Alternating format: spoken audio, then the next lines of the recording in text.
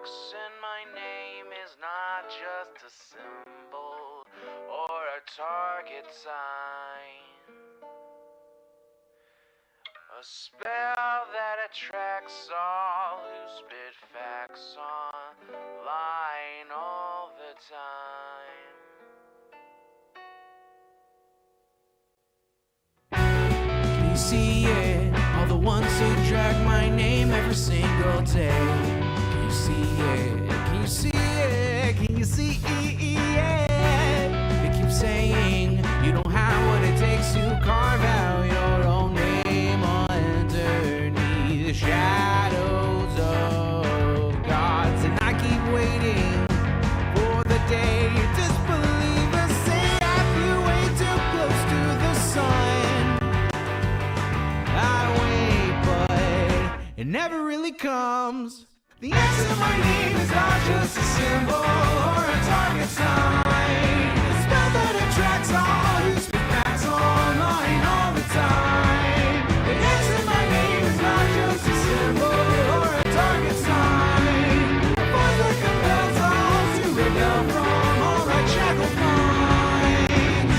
Why do they just stand there against when they fall from the battles I have overcome? You feel it, feel the cope and the seething tone that they make while I stand up, man among gods. And I keep vaping with my mill, shooting ropes in my cold that faces towards the sun.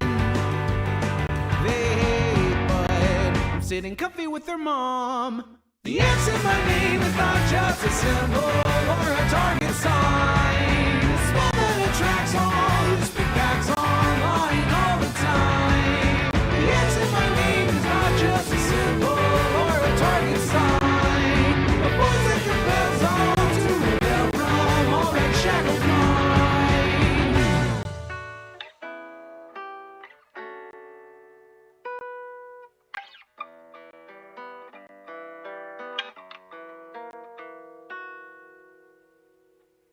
The X in my name is not just a symbol or a target sign. A spell that attracts all who spit facts online all the time.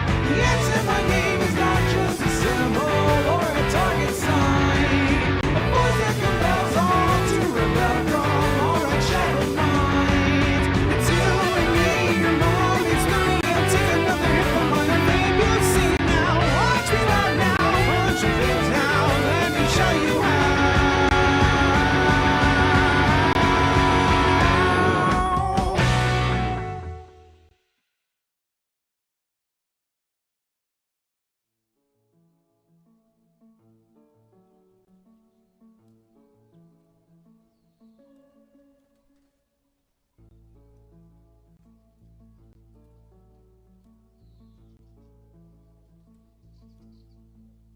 Hello! Good afternoon, everybody! Hello, hello!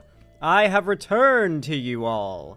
It is so good to see you all. What's up, Patchy, Perry Icefire, Pink Penny, welcome. Alex Wooten, how are you? Green Moon 2040, how are you doing? Spice the Goblin, what's up? Definitely not Alice, how are you doing? Takumi Nightcore, what's up? Bazooka Horse, how are you? Evil Rhoda, how are you doing today? I voted early yesterday, voted for Kamala, everything else blue, except where there was no blue candidate, in which case I wrote in my own name. I think I'm a shoe-in for county surveyor, no candidates on the ballot. Yeah, honestly, Evil Rhoda, get a few friends to vote for you and you might become the new county surveyor. That's less of a position and more of a job, though. I wonder if it pays well. No, I haven't, KC. I think I'm going to cover that tomorrow. But it does seem like a good topic. Definitely seems like a good topic, KC. Hey, Cute Bunny Chan98, how you doing? Trans Daughter of Water, good to see ya. Val the Shark, 69, how you doing? You're getting an ice cream, good to hear it. Lefty Jenna, how are ya? Galaxy Bomb, good to see you. Juno was mad, what's up? Average pay for surveyors is like 90K per year. It's not a bad job then. Not too bad. You get the cool job of staring through binoculars all day? I can assure you it's more than that.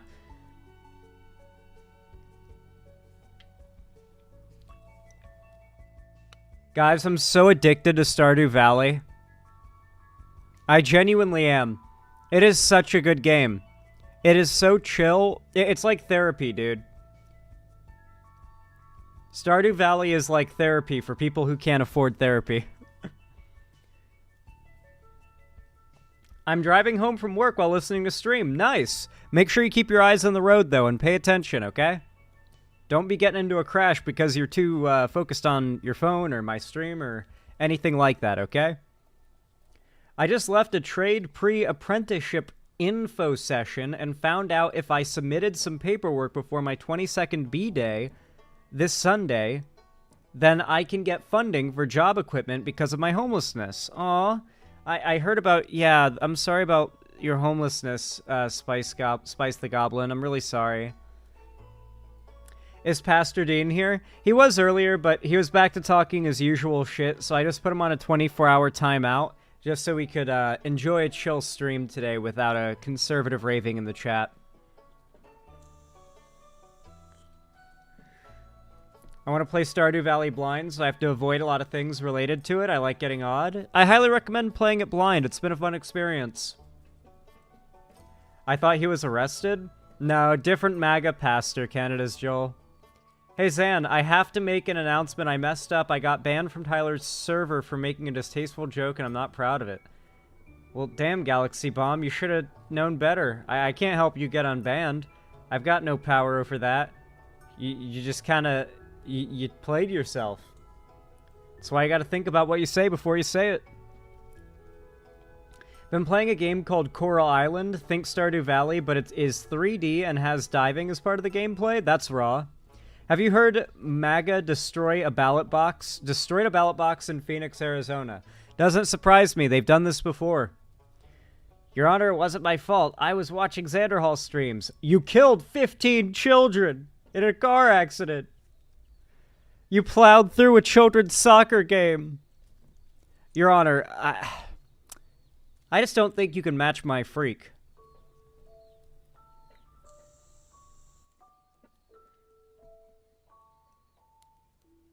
Nice, Perry Icefire. For those that don't know, tomorrow I'm going to be hosting a watch party in the Discord again. We're going to be watching 3 more episodes of Season 1 of The Walking Dead, finishing up Season 1, and then another episode of Tales of the Walking Dead. It'll either be the Gina and Blair episode, or the one with the scientist, the like documentary filmmaker. So what is the October surprise? Nothing burger? What was that? What has all the right-wing media people all shook? We're gonna get into it, Bad Dragon Love 69, but let's not jump in too early. Not ready for segments just yet. Xanderhall, if a MAGA supporter be like if they're in a game. What is this? Oh, God damn it. Get into the white, liberal. There's this goddamn liberal in front of my tractor, and he refuses to move. I've told him countless times to get the F off of my property, excuse my French, but he just won't listen. I'm tired. Do I run over this liberal, or do I drive around him? What do you think?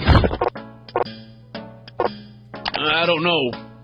Think about the gas prices. Yeah, but then I'd have to back up and go around, and it all just kind of feels like a waste of time, doesn't it? I'm not gonna do that. No. Don't feel like it. Don't feel like... I'm not gonna do... No. Nuh-uh. Nuh-uh. Don't feel like... No. I'm not gonna do that. Oh, God damn it. Jesus Christ. Chad Nolan, thank you for the $2 super chat. Says you need to check out Tucker Carlson's weird rant about Trump being daddy and coming home to punish his daughter. Jesus Christ. Maybe I will, but that sounds disturbing, and I don't know if I want to hear about it from Tucker Carlson's weird-ass face. Jesus. That's me when I play Stardew Valley, by the way. Do I run over this liberal? This is the first stream I've gotten to see since getting my appendix removed from my torso, so hooray. The warm chills. Congratulations on surviving appendicitis. God damn. I'm glad you got that vestigial organ removed from your body. What a unholy thing they are. I'm sorry you had to go through that because I've heard it's very unpleasant. But I'm glad you made it through that, and I'm glad the pain is hopefully subsiding and you're recovering. Make sure to take it easy.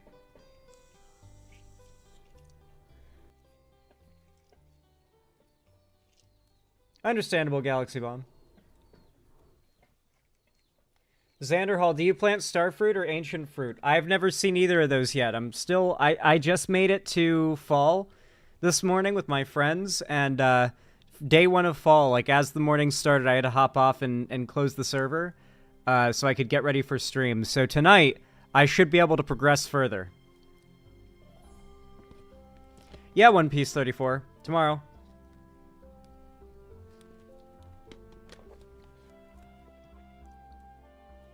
In Pennsylvania, went out to get a coffee because it's my day off. There was a weird mob of Trump voters in the park and a Harris demonstration down the street.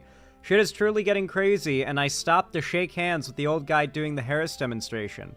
Nice. Hopefully your day's gone well, and I hope you had a good coffee. Hey, Zan, you remember the Dr. Phil seggy you did 2 years ago with the dad who thought his trans daughter was hot and was hella shook about it? That's why I left home. Wait, Spice the Goblin, are you the daughter from that, or is it the same situation?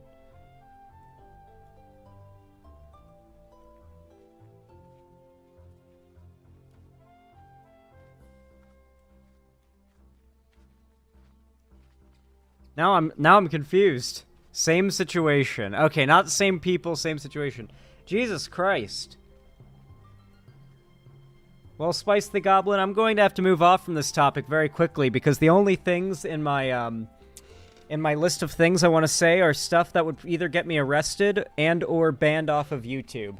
I must not Fed post, okay? I must not Fed post. But what I will tell you is that yeah, I hope whoever is responsible for doing that is very much going to burn in hell. That is the most I will say. And I'm not sorry if you still have love for that family member, but yeah, fucked situation. I'm so sorry, Spice the Goblin. Cute Bunny Chan 98, thank you or not the dono. I'm sorry. I'm talking like I'm reading donos. Xander Hall, it's sad that Chuds are going after the Sonic game because it's censored. I mean, it's not really. I guess they changed some dialogue, but as for the thing they're mainly focusing on, which is like gooning over Rouge the Bat, there's not been any censorship. The character's just been 3D-ified with more polygons. It's like, I don't even know, dude. It's nothing. Who cares? I won't Fed post, but I hate conservative propaganda with all my heart. I hate more than Igon hates Bale. I don't know what that's a reference to, but thank you, Spice the Goblin. What's this country come to where I can't post? Lol. What do you mean you can't post, Alex Wooten? You're posting right now. Don't fuck bats, people. You'll get the COVID. True. True. That's where it comes from. That's how it actually made the jump. Geez, why do these chuds want titties in E-rated games like Sonic? I don't know why, but it's probably due in fact to their double standard, you know? Like, they want there to be straight gooner shit in kids media, but even if it's not gooner, any suggestion of even the most, like, kid-friendly, like, LGBT discussion or representation is degenerate, right? But they don't carry that energy over to outright, like, sexual content around kids as long as it's straight. Not usually.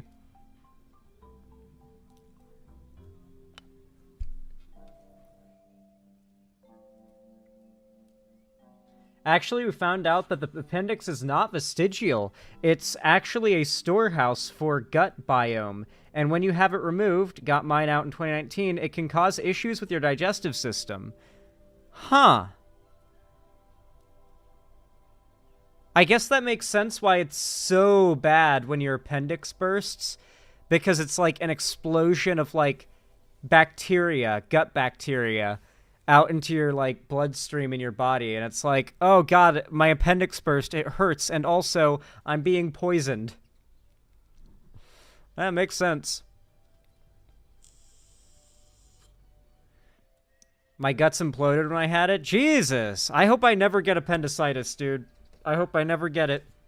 I've been afraid of that shit. I don't know what it was, what movie it was, but when I was like a kid, I was at my grandma's house and there was a movie, and the main character at one point, she's like in an orphanage or something, but her appendix just bursts in the middle of the night, and she just wakes up screaming, and they have to like carry her to like, I don't know if it's like the orphanage's like surgery room, and they like, it was a surprisingly like graphic scene of like performing the appendiotomy, I don't remember the name of the procedure, but ever since I saw that when I was like 6, I was like, Grandma, what is appendicitis? And she was like, oh, it's when like your appendix bursts. I was like, what causes it? And she was like, I think it's just a genetic thing. And I was like,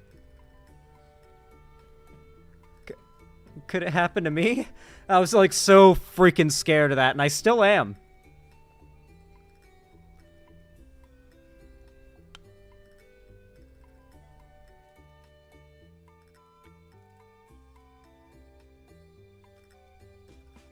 Yo, PepperT21, thank you so much for the $5. I really appreciate it. Very kind of you. Very pog. Says, here, have a spooky meme. Let me check this out. Michael Myers hits the gritty. No way. No way. No, Michael. You will do no such thing. Leave Haddonfield alone.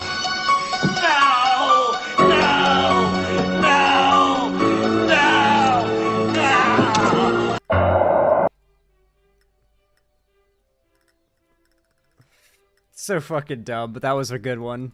That was a good one. From what I looked up, appendicitis may be caused by various infections such as viruses, bacteria, or parasites in your digestive tract. Jesus Christ. Yeah, don't eat raw pork. I remember Mudahar described the appendix as like a grenade in his system. Jesus. Yeah, I'm scared of it.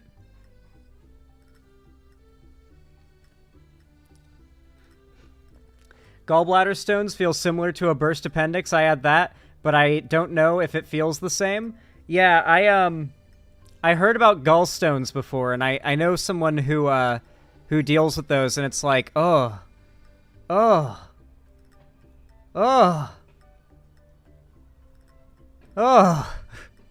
you know, fuck, dude.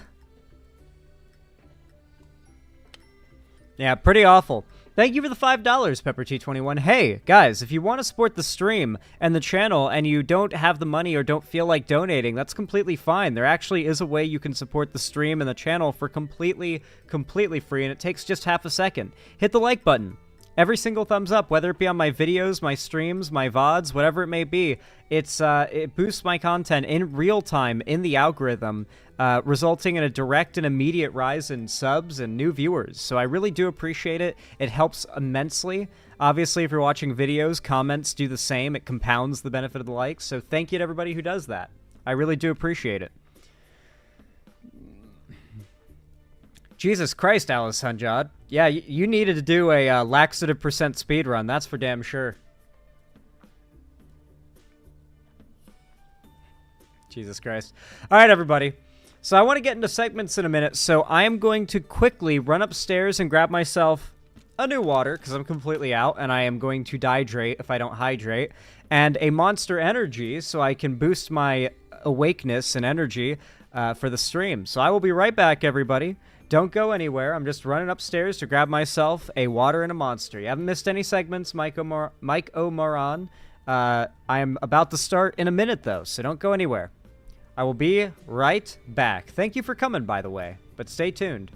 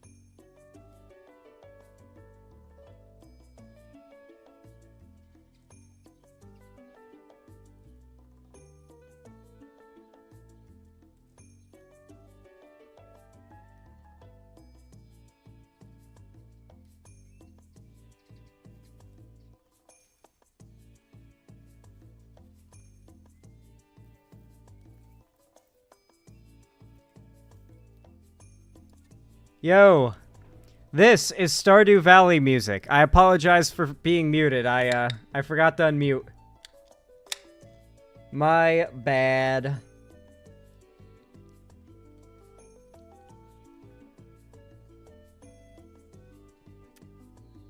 Ah, what a good drink.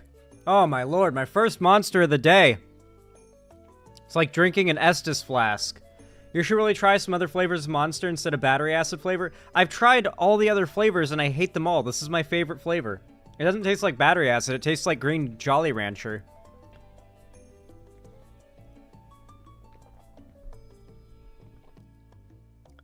Zan, when are you getting your Monster Energy Claw back tattoo? I don't think I'll ever get any tattoos, but that is a hilarious and awesome idea. And I genuinely can't think of anything else I would get a tattoo of if I were to ever get a tattoo.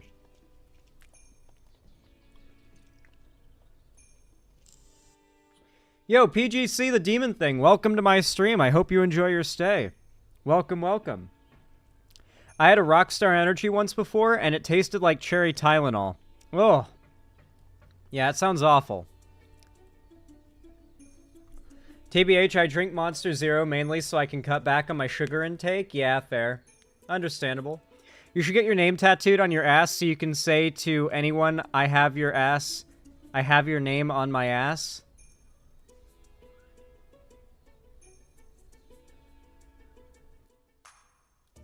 Oh, your name. That's great. It took me a minute to realize.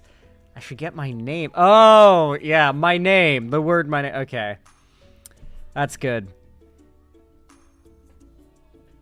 Didn't Steve-O do that? He probably did. He probably did. Yeah, that pause was comedic perfection, I think. When was the last time you cried? Oh, man, I'd have to say...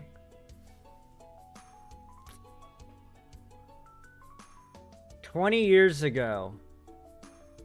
When I won a fight with a bear, and as it fell to the ground, you know, I'd taken it down with my bare hands, of course. I felt pity for it, and I cried. I cried for the bear that I had slain with my own bare hands 20 years ago. That was the last time I cried, Casey.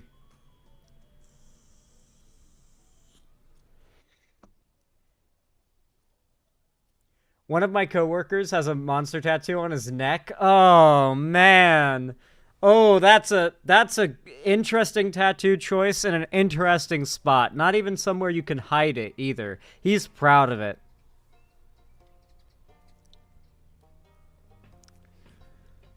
Hey, Casey, you're the one who asked a meme question. Make a cloak out of the fur. Yeah, I should. I should have, like, a cool-ass, like... Nordic cloak of grizzly bear fur. I'm so sorry for men who don't know how much better you feel after crying your eyes out on your partner's shoulder. Yeah, we guys don't really get to do that much. I guess unless you're gay. I guess then you get to do that.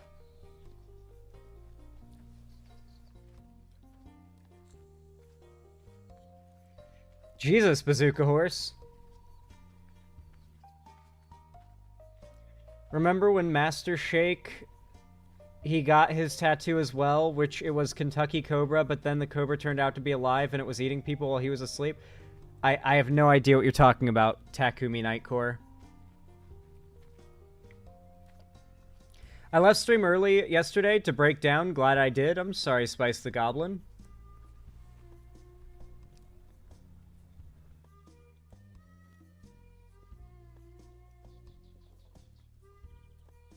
$30, 107, 472 early votes cast so far. 30 million. Damn. That's a lot. 30 fucking million. That's a lot of early votes. That's nationally, but so we can't really tell what it's going to do to swing individual states, but I imagine the lean is still pretty strong for Kamala. I would assume. I'm planning on adding another early vote tomorrow. Hell yeah, War Penguin. I'm proud of you guys. Man, I just need a little bit to wake up, by the way, guys. If you notice I'm a little tired, need a second to wake up.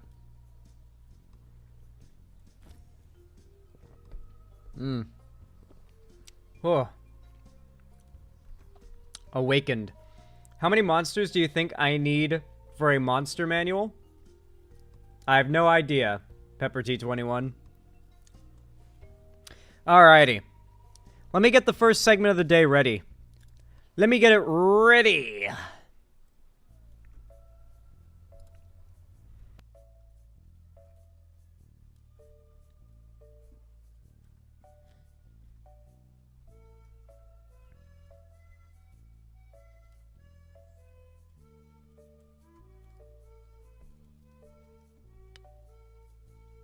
It's not a great... Yay. The video autoplayed because it's YouTube and YouTube sucks. Alright.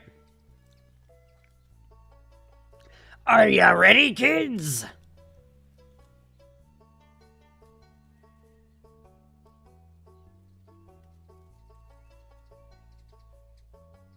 I can hear you!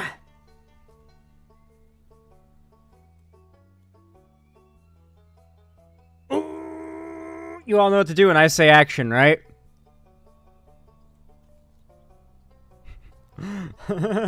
Imagine if I started every segment like that. That goes crazy. We got the whole chat saying aye aye Captain, let's go. That goes crazy. Guys, I still haven't had a Wendy's Krabby Patty. I need to try it. I just need to know. I have to know. Alright. Y'all know what to do when I say action, right? 3, 2, 1, action. Alright, everybody. So, we're going to be talking about an interesting situation.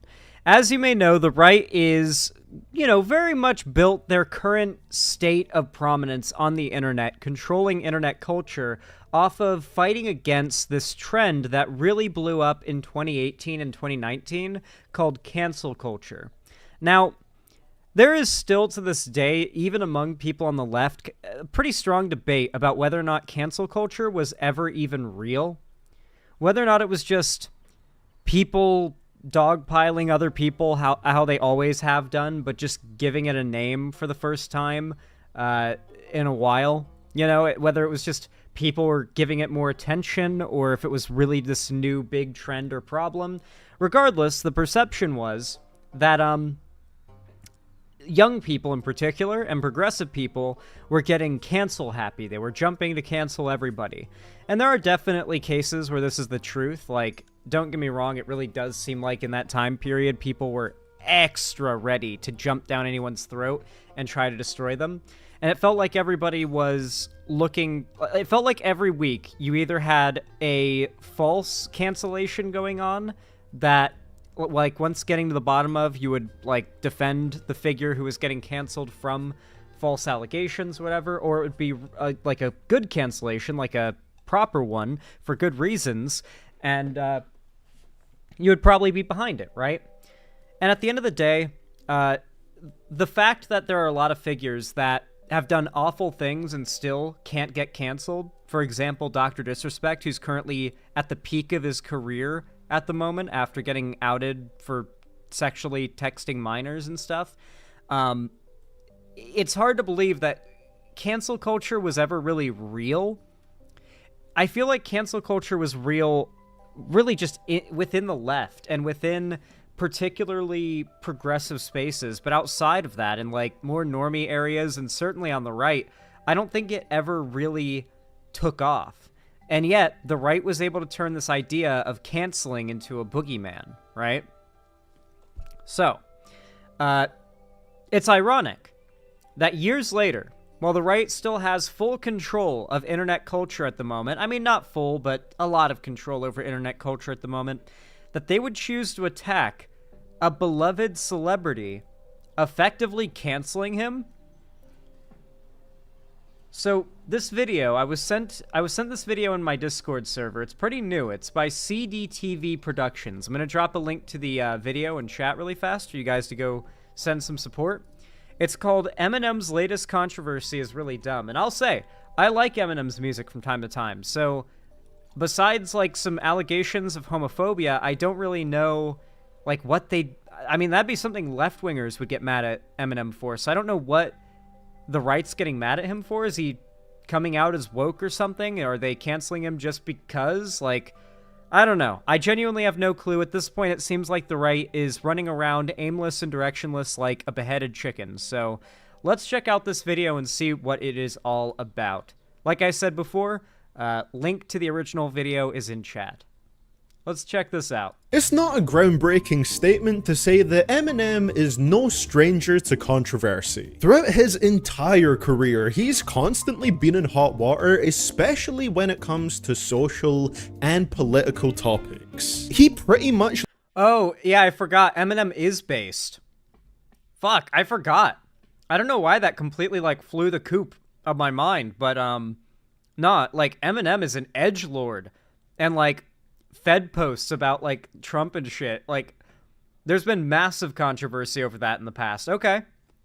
All right. At least there's, like, a basis that I get now.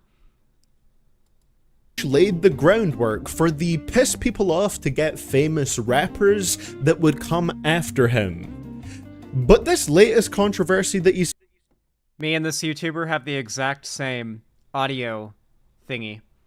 It's the Focusrite Scarlett 2i2 audio interface. I've got it sitting over there on a separate thing, and it's what my mic is plugged into, and then it's got a separate cord that plugs into the computer, and it powers the microphone, and it allows you to equalize and filter audio stuff. It's pretty neat. I just find it neat whenever I notice that a YouTuber is using the same equipment as me. He's found himself in is really, really stupid. Let's dive into it. So this past Tuesday, yesterday at the time of recording this video, Eminem made an appearance at a Kamala Harris rally in Detroit to introduce Barack Obama, who was also there, which led to Obama rapping the intro to Lose Yourself, a section which contains the line, "But on the surface, he looks calm and ready to drop bombs." So people had a lot of fun pointing out the awkwardness of that. But the main point here is that Eminem openly endorsed this presidential election's Democratic nominee who is running against Donald Trump. And the hellscape known as X-Twitter that has shifted more and more towards becoming a right-wing engagement farm since Elon took it over are not... Need to clarify here, by the way. Twitter has become a bot racket. It might be that it's actually profitable in some bizarre way. I don't know how, though. The majority of users in the platform at this point are certainly bots. And you'll notice that a lot of the posts that go viral are made obviously by bots, and they're meant to make people angry to farm engagement, because every bit of engagement is views. And then on top of that, because it's so, like, incestuous, this sort of money-making relationship, other bot accounts spam reply high engagement posts to get a lot of engagements on their replies to make even more money off of Twitter Blue.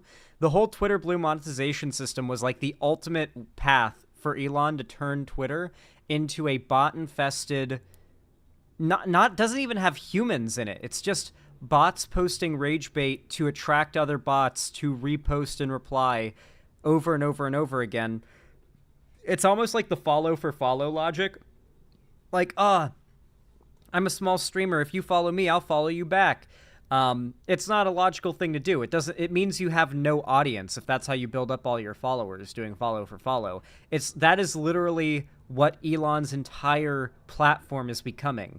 Like a YouTuber who has like 10,000 follow for follow subscribers. None of them are really real viewers, right? And so somehow he's managed to turn that into an actual racket.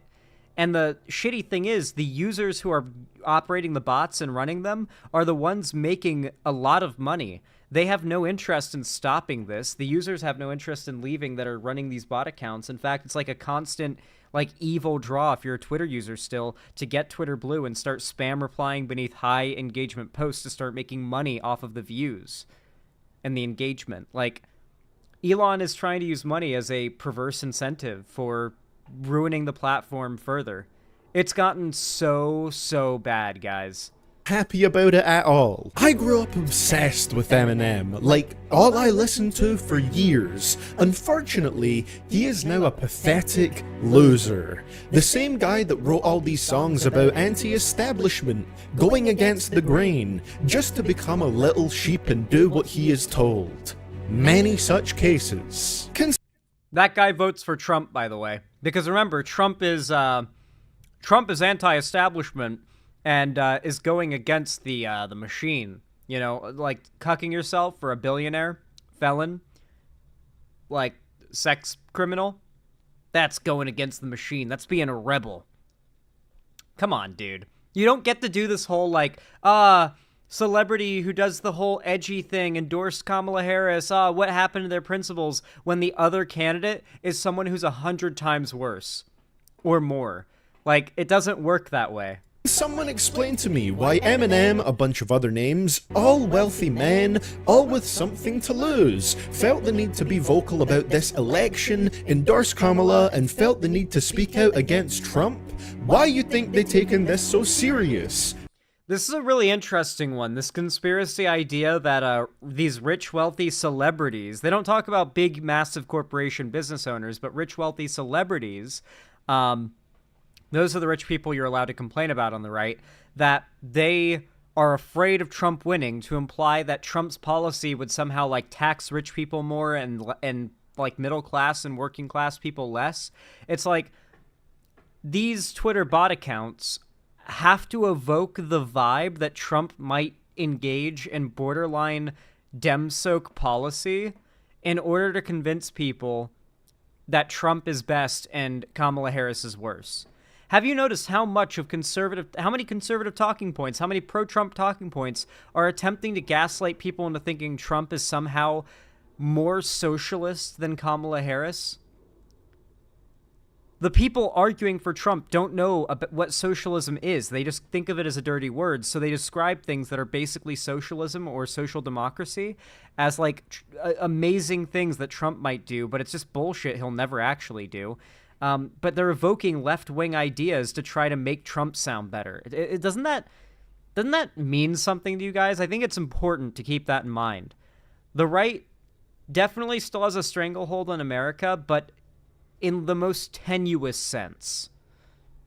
Yes, that is Plies, the rapper, saying this. And Elon Musk himself, the answer to the question, what if Tony Stark was shit, chimed in by calling Eminem yet another Diddy party participant. Please just ignore the article that's...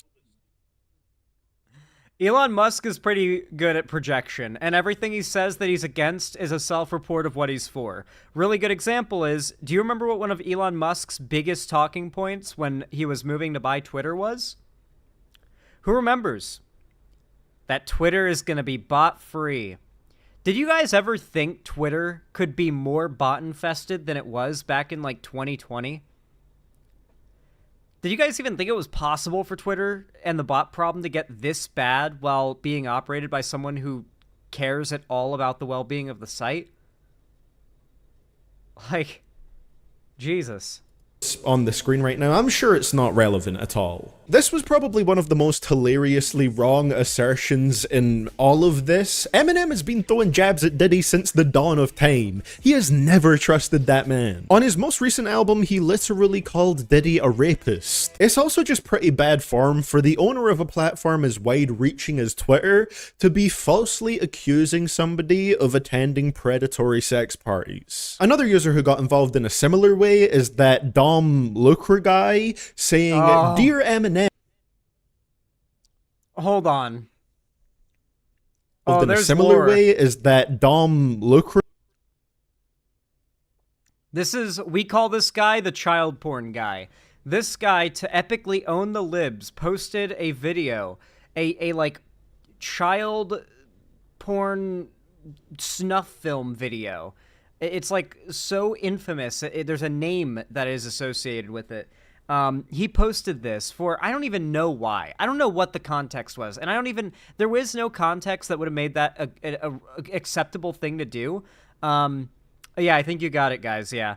No context would have made that acceptable to post. But even I don't even know what the context was. Like, why would he have felt the need to post that? But he did, and of course, because it was illegal content. It wasn't even just against TOS. It was illegal to post, as far as I'm aware. His account got banned, and Elon Musk immediately got dogpiled by this Dom Lucre guy's fans, demanding he gets unbanned, and Elon personally unbanned this guy after he posted snuff film CP to own the libs.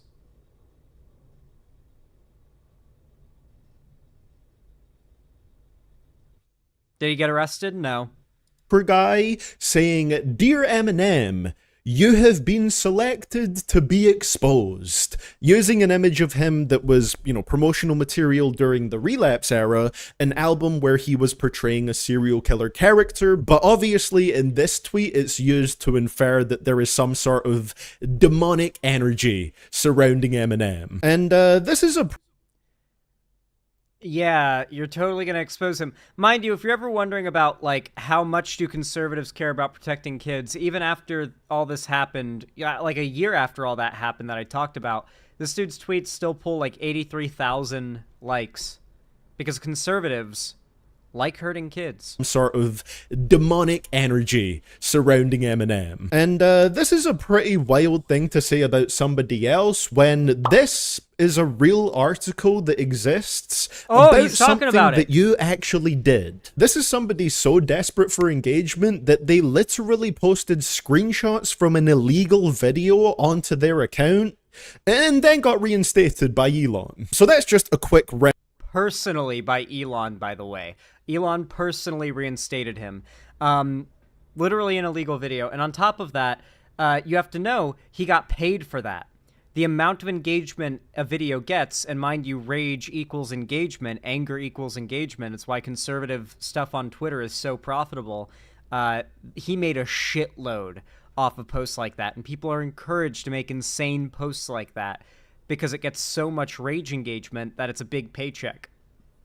And if you've got enough followers, your followers can harass Elon into unbanning you the next day, and then boom, that paycheck arrives. The next pay period, Like, Twitter has truly become an awful place. Roundup of some of the people weighing in here. What I don't really get is why this is making waves at all. Well, that's a bit of a lie. I do get it. Twitter basically... engagement from bots. It pays people to rage bait now, and one of the fastest and easiest ways to do that is with some of the old grifting. But because of the sheer number of people liking these tweets and agreeing in the replies, I don't think it's too much of a stretch to say that there are some people that genuinely agree with the sentiment that Eminem switched up and suddenly became woke overnight. But nothing's changed. Let's be real here, though. Anytime a artists that conservatives like most of the time when conservatives like an artist, they don't look very deep into it, We've seen what their media literacy is like when it comes to stuff like Starship Troopers or Star Wars or literally anything they enjoy, Warhammer especially. They don't have media literacy. They don't even understand the fundamental ideas of a work, and they don't understand authors.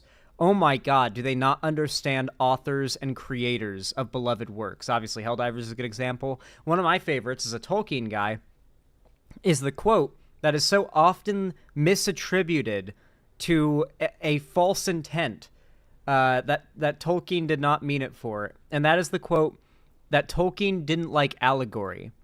Not only was that quote hyper-specific to a specific thing, but it's very commonly used by conservatives to try to argue that Tolkien, one of the greatest writers of all time, hated using any allegory for real-world issues or problems or whatever in media, as if to imply if he hated it, then every beloved author does or should, and that having allegory in media for real-life issues is the problem. That is fundamentally what conservatives mean when they say woke. Having allegory for any type of recognizable real-life issue in a piece of media. Whether it be overt, such as choosing on a meta level to have a diverse cast, or more, under the surface. They call that woke. And they're good at spotting that. But ironically, as if Lord of the Rings isn't an allegory for Christianity, it kind of is, it kind of isn't. That's the difficult part of that conversation, because I would actually argue that Tolkien was kind of bullshitting when he said that, even about his story not being an allegory for Christianity, because while it's technically not, it's more of a prequel, I guess you could say, to Christianity. Anyway, not getting too stunlocked here. Conservatives do not understand artists or their intent or media, and they typically don't dig that deep. And so it doesn't surprise me that after they found out Eminem appeared at a Kamala Harris event, that was the first whiff of an idea that Eminem was woke that they'd ever picked up on, and that just sent them into a rage spiral. That's what I'm guessing probably happened. Like, you don't even have to look very far back to see that this is extremely consistent with his views. In 2017, on his first album after Trump became president, Eminem made the album cover an image of him face-palming with an overlay of the American flag. That's literally a not-so-subtle way of him saying, I am embarrassed by this country right now. Well, here's the thing about conservative media literacy. When a conservative sees that, they just see a dude looking sad with the American flag. It just looks like a sort of gritty American vibe, you know what I mean? Like, conservatives would buy this up and wouldn't think for a second that there was visual implications here, like, meant to represent, like, disappointment in the country. They wouldn't look at it and, like, evaluate it that way. They just wouldn't. Conservatives don't have that level of media literacy. They only see what they want to see.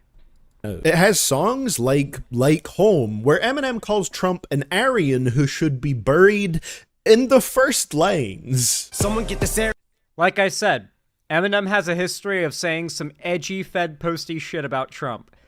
Like, he's based, dude. He says shit I wouldn't say. In a sheet.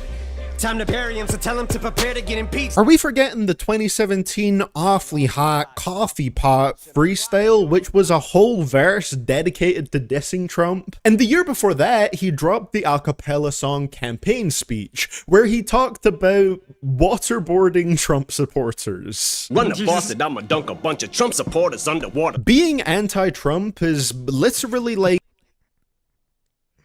It's because Eminem has always been an edgelord and a troll who likes to piss people off and fuck with people and get angry reactions. Like, back in the 90s and early 2000s, he was pissing off soccer moms and making them, like, demand his music get banned. Now, he's pissing off conservative Christians. Between that time, he was also pissing off Christian conservative... He's been pissing off Christian conservatives for a while. Like, he has always been just a guy who purposefully tries to piss people off. Not like bad people, or good people, but bad people. Like, the types of people who who are awful, he calls them out and is insulting in his lyrics, and they get mad at him. And he's always been controversial.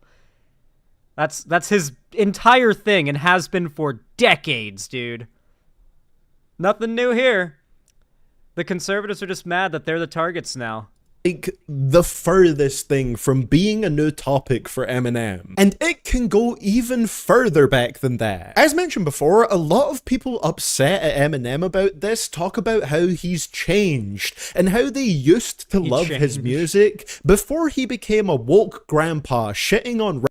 This is the same thing that happened to iDubbbz, by the way. Like, genuinely, you get, like, an audience of people who think you agree with them politically, and when they find out you don't, they decide they have to try and ruin you.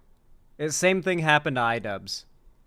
Right-wing presidential candidates. So I guess they just listened to an album like The Eminem Show with their ears turned off then. The last Republican president in the US before Trump, George W. Bush, got very vocal opposition from Eminem throughout pretty much all of his presidency. Did these people just tune out the lyrics for songs like White America, Mosh, We as Americans? Storm, push, shove, mush, fuck Bush, fuck money. I don't rap for dead presidents. I'd rather see the president dead. Nothing's changed. Eminem has never been a supporter of right-wing presidents. It's the mistake of thinking that because he had a super edgy, regressive, alter ego character in his music, that he's not actually a progressive person outside of it. In short, just listen to the music. All the answers... Well, it's fundamentally this idea that edgy means conservative. This is something that I feel has poisoned the minds of people from like 2014 to 2016, and it's carried onward. When you think edgy, like edgy dude, you're probably thinking of like a conservative who says slurs. There was a long time where the term edgy did not really refer to that. Like there's been a long history of the edgy people being progressives, being lefties, being rap artists or rock stars or just controversial people that are popular with the youngins, you know? And Eminem has just been doing this for a long time. He has been edgy as fuck. He comes from a time before we associated edgy with conservative, and he is just a shining example of the opposite of what conservatives think the world is like. Especially young conservatives who got into politics after 2014. A lot of them absolutely think edgy means conservative. And when they see Eminem, they're like, what? It breaks their brain. They don't know whether to call him woke or whether to say he changed or what. Answers are literally within it. Like I said, it is a mixture of people just baiting for a reaction, but there are also some people mixed in there that genuinely just didn't understand Eminem's earlier music. Either they just skimmed through the music, didn't understand it in the first place, or were never actually fans and are just pretending that they were to use it as some kind of slam dunk. Because if you really were listening and paying attention... To be fair, that could be the case, but Eminem is also, like, one of the most popular music artists of all time. Like, a lot of these people are there are a lot of conservative Eminem fans. I can confirm that. I come from the South, from Florida, pretty deep in the South, and I can tell you that everybody liked Eminem. So I can assure you plenty of conservatives, of which I knew many, like Eminem. And I can assure you those conservatives are the ones that are especially mad right now. Are there bots and people pretending just to get in on, like, the hate bandwagon? Definitely. But I also think there's a fair few Eminem fans that feel betrayed because they thought his edginess brand immediately meant conservative because of the brain rot that set in on the internet ever since 2014, when Gamergate happened. He's always been outspoken against Trump and politicians of a similar vein. This is absolutely nothing new for Eminem, and it's a heavy misinterpretation of his lyrics to think otherwise. If anyone says that Eminem changed because he endorsed one of the woke lefty candidates this year, direct them to this video. Put in some CDTV promo, okay? Because it's very clear that he really hasn't changed much at all. Not in this regard, at least. It's not the first example of people thinking that a musician or a band was on their side, only to find out later on that that actually isn't the case. But it's always pretty funny when it happens. So it kind of reminds me of how The Walking Dead was like the ultimate like dad show for so many like years, and then like around the 10th season they introduced a character with hearing impairment. I should say more hearing impairment than the rest of the cast because they're always shooting guns, and around season 2 zombies start sneaking up on them more and more as the show goes on, and they shoot more and more guns. It's never acknowledged, but if you can put 2 and 2 together you can figure out what's going on. Like, there's a character who's fully hearing impaired, cannot hear anything. And she gets introduced, yes, Connie. She gets introduced, and, like, whenever... Her scenes are cool because, obviously, when you... Like, they'll put everything into her POV, where she is the only POV character in the scene, and she can't hear anything. And it's just sort of like... kind of the noise you would hear if you put a seashell up to your ears, the audio they'll play over it. And like she's going through like a haunted house sort of situation that's like infested with cannibals and can't hear anything and just has to be like really vigilant and looking around, and it's like extra scary because sound isn't like an extra factor to benefit from. When that character got introduced, Chuds immediately jumped on it and started calling The Walking Dead woke. Which is because of the addition of this deaf character, and they claimed it was unrealistic. How could a character who can't hear, how could they survive this far into the apocalypse? And I chuckled that because all the characters can barely hear. But also, like, the show was always woke. In the first episode of the show, as many of you who came to the watch party last week know, we meet a redneck racist who says the N-word in the first, 5 minutes of meeting him. Rick knocks him the fuck out, handcuffs him to a roof, and they leave his ass there. Yeah, Yondu. Racist Yondu. So, that is the first episode of the show back in 2010. But that's not woke. That's not woke, though, because it was back in 2010 before the current culture war. So, what do you think about this situation? Let me know down in the comments below. I think it's a pretty one-note situation. Eminem really hasn't changed much at all. Maybe there's small nuances you could dig into here, but the overarching theme is that he's never... I mean, he's probably grown up and matured a bit. I have no doubt that if you were to, show a video of Eminem from, 2008 and a video of Eminem 2024, he probably comes off as more of, a calm, tired, settled down adult now than he did in 2008, but that's just getting older. But yeah, no, he's totally just, nothing's really changed. He's this is just Chuds paying a little more attention and getting really mad about something that's always been the case. Been somebody who is a big supporter of Republican presidency. That's just never been a thing before. A little bit of a different topic for my channel, probably not going to make a bunch of videos like this, but it would also be pretty cool to cover some smaller topics and just get some more videos out there. I don't know, it could be fun. You can click on the screen right here to check out my video ranking Eminem's albums from worst to best, in my opinion, and much. That was a good video. I don't know if this guy makes super lefty content specifically, or if this is a music channel. Is this a music channel? Yo, okay, this is based. This is a music video. Or a music video. Music channel. This is just a channel that focuses on music stuff that has been forced, essentially, to talk about the insane conservative backlash against Eminem. Like I said, guys, I'm telling you, the right is getting so insane these days that even mainstream normie YouTubers are having to throw their hat in the ring on dunking on these people. CoffeeZilla having to call out Trump's crypto scam. You got the Birdman calling out the anti-woke grift. You got Actman calling it out. We might be entering a whole new age of political sentiment on the internet. And you've seen how much the internet has decided the talking points of even politicians in the mainstream and real world politics for the last couple years. Whatever is going on as far as discourse online, within the next few weeks at a minimum will be coming out of Trump's mouth when it comes to anything culture war related. With Twitter, it might be even sooner now. I yearn for the day that normie YouTubers are lefties. A lot of them are. A lot of them are. Many of them aren't. Many of them are just sort of centrists and don't really lean either way, which those people are also getting in on throwing their hat in the ring on dunking on conservatives, right? CoffeeZilla, I get the vibe he's probably a pretty progressive guy, but he also very much wants to avoid politics. I mean, even he's calling out Trump's crypto scam, and there's no debate about it. It's just one of the presidential candidates is scamming his own followers with a fake crypto. There's no argument there. It's just that is what he's doing.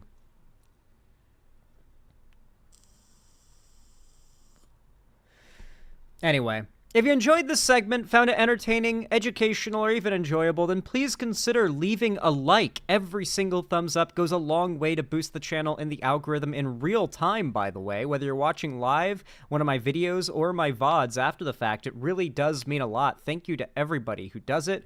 And of course, comment down below to boost the effect of the like, and you can subscribe and ring the bell icon, turn on all notifications so that YouTube actually tells you when I go live or upload a new video, because if you don't, they won't. And of course, if you want to see more from me on other platforms, be sure to follow my social media links down below in the description.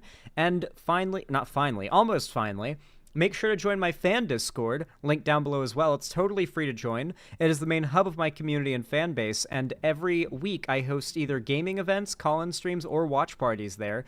Tomorrow, in fact, on Friday, I'm going to be hosting a watch party of the next 3 episodes of The Walking Dead. We're going to be getting into a nice spooky mood for Halloween. It's going to be a good time. And, yeah.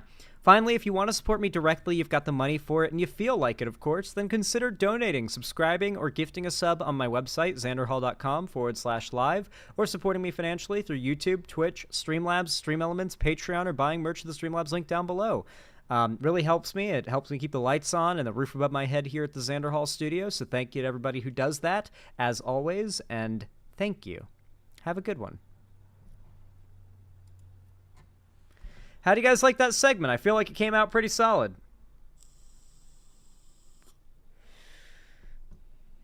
Yo, King of the Car Park, thank you for the $5 donation. I really appreciate that. Very kind of you. Very based. Thank you. Said, on top of the Eminem vote, VP Harris also got the Juggalo vote. Kamala Harris was able to unite Eminem and Insane Clown Posse.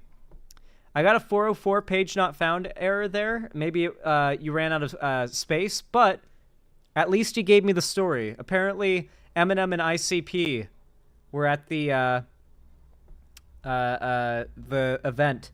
For those that don't know, ICP is Insane Clown Posse, a band with a cult following of fans, and they dress like clowns. Anyway, Midnight Arrow, thank you for the tier 3 sub. I really appreciate that. Very kind of you. Very based.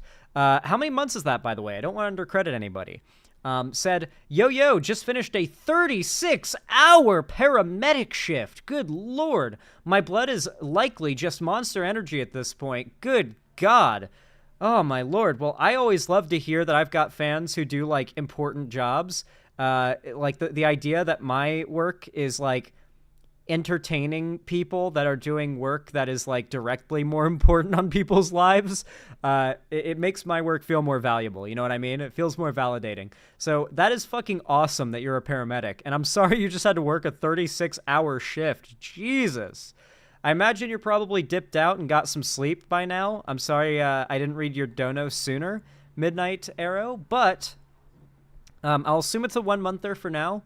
And hopefully you end up getting to see the stream VOD later. And you see that I read your dono. I hope you don't assume I ignored it. No. Astronaut Lad 172, thank you for the tier 1 sub. I really appreciate that. Very kind of you. Thank you for the $5 dues. Said, literally Zuko at the end of the Bitter Work episode.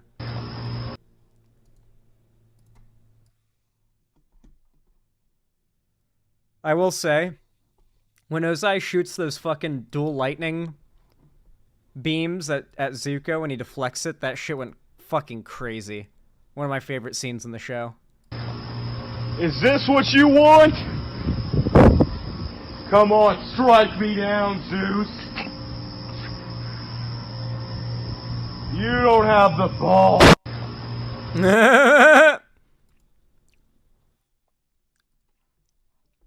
Strike me down, Zeus. I'll redirect it. I love those videos. The perfectly cut Scream videos are great. Hold on, let me show you one of my favorite.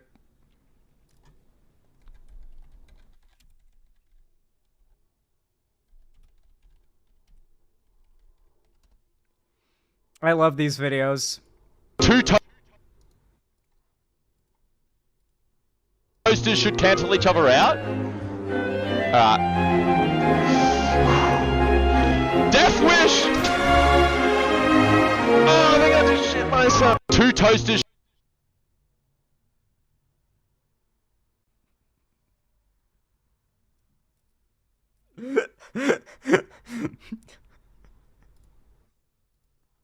I love those fucking videos.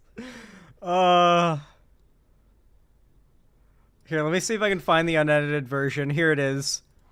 Here's the original. Wait, that's down. Wait, that's down. Okay, oh my god. Oh my god. Alright. Him. So, chat, two toasters should cancel each other out.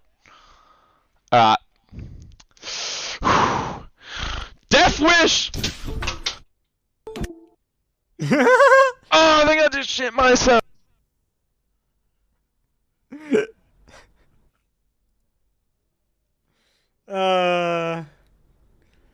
How is he still alive? He's not. He died. No, the video's fake. It's just really fucking funny. You can see the stain. It's a fake video, but it's really good. It's really good. It's really well done. Like, it looks believable. I love that so much.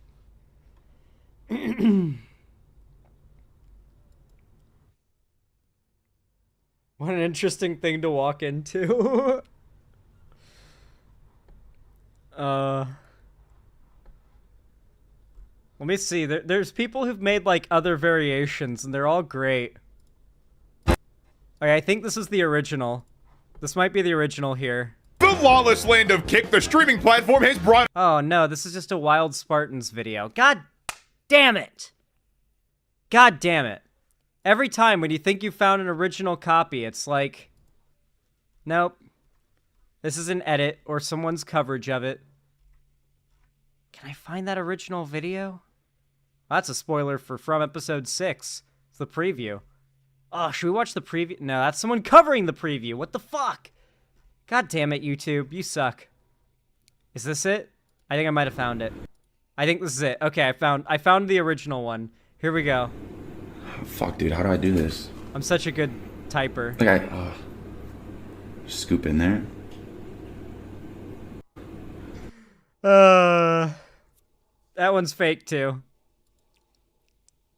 Jesus, I got jump scared. Yeah, don't worry. Those are all fake.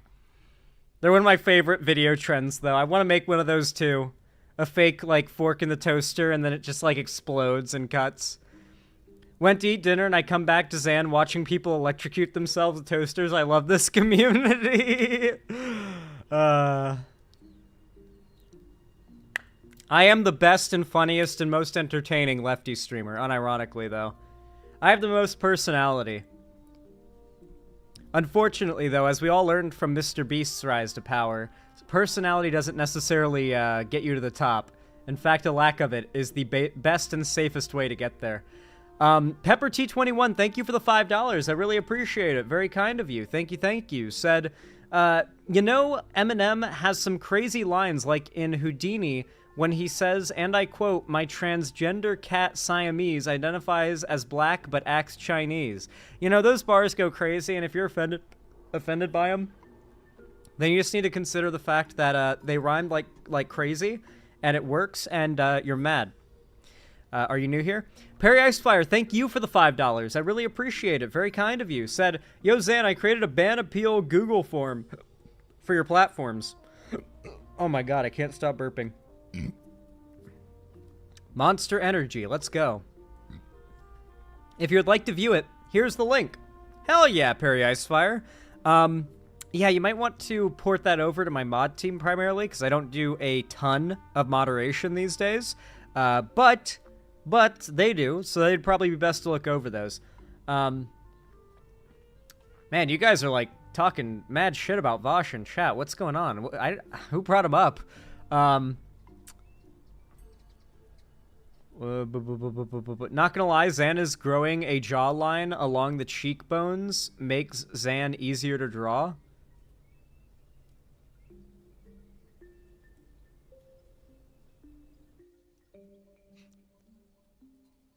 It's fucking dumb, dude.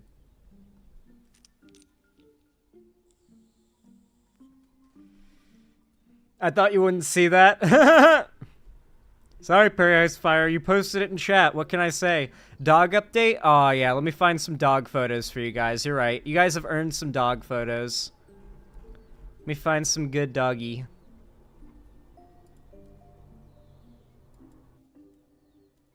Oh, that's a good one.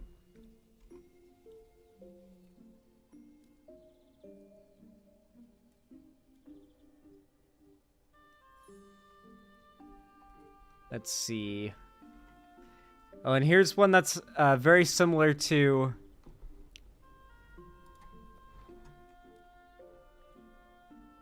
Yeah, let me see if I can find another good one here. All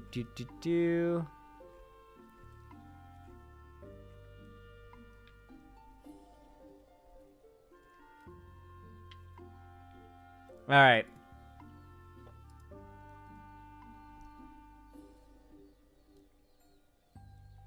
I've got one here where she is laying on the couch.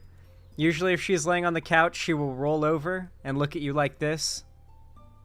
Just stare deep into your eyes.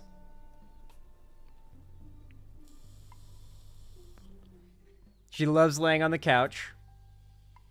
Pretty nice. Growing a jawline, I think Zan just shaved. Yeah, that is in fact what happened. I didn't grow a jawline, but, you know, mewing does grow your jawline, I guess, if you believe what the incels tell you. But yeah, it's her laying down, and this is her sleeping. This is how she sleeps. It's not a joke. She sleeps like this. Lays on her back in she looks like a tater tot laying on a tray. She just lays on her back, puts her little paws up, and waits to be tucked in. That's why her paws are up like that. She wants someone to take a blanket and tuck her in because she gets cold. Her fur is very silky. It's not very warm for her, so you gotta tuck her in with a blanket or she gets cold. Yeah, I think she's a Bichon Frise and Papillion mix, as I'm pretty sure she is. And in terms of how she acts, basically this. This is basically what she is like. Only imagine if this lamb was yeah, she does that. And this is a baby lamb, but it's the closest analog. She's a lot like this little lamb. I love this video because it reminds me so much of my puppy. That lamb really wants to be pet. My dog does that whole, like, pawing at your arm thing until you pet her thing as well.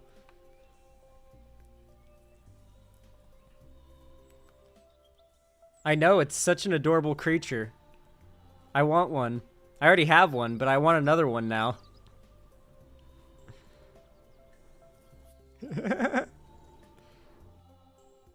My cat sometimes does that too. Yeah, it's adorable. This is going to be a banger seggy where we just look at cute animals for half an hour. I wish. That would go hard. Just half an hour of us looking at adorable animals. What a great segment that would be. Why is Pray for President Trump trending? Oh, is it because of the, yeah.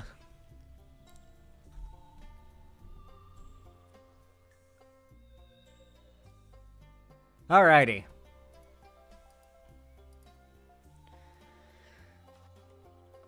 We call it a decompression segment? That would be a good idea.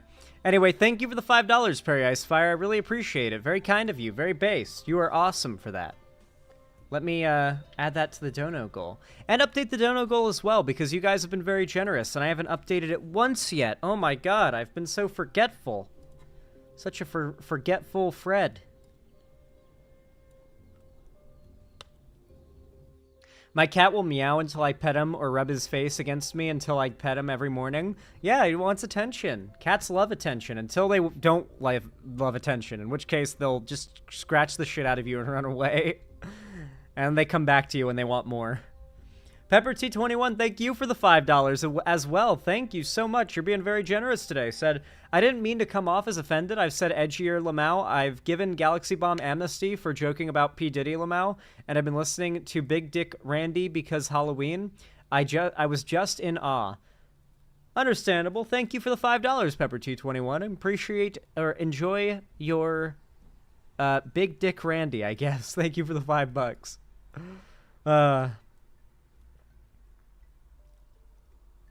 Yeah, your cat thinks you're dead every morning because they don't understand why you sleep for so long. They're like, why do you not get up constantly in the night? They don't understand the time. How does it feel to know that your pets have never felt the level of tired that you feel every night? Like, they're so well rested and have so few worries and so few issues. They're just like, why do you sleep for so long and so deeply?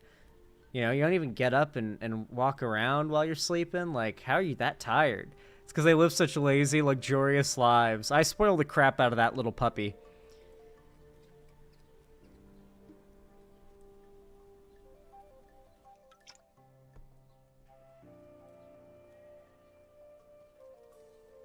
I spoil the crap out of all my pets. They're basically children to me. Frankly, I think I love them more than I would love my own children. Because animals are actually cute. They do be scared more easily, though? Yeah.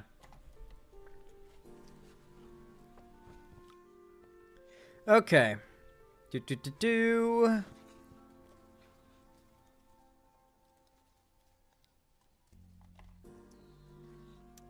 me bring up the next segment here. Yeah, animals love you unconditionally. It's just, it feels so nice.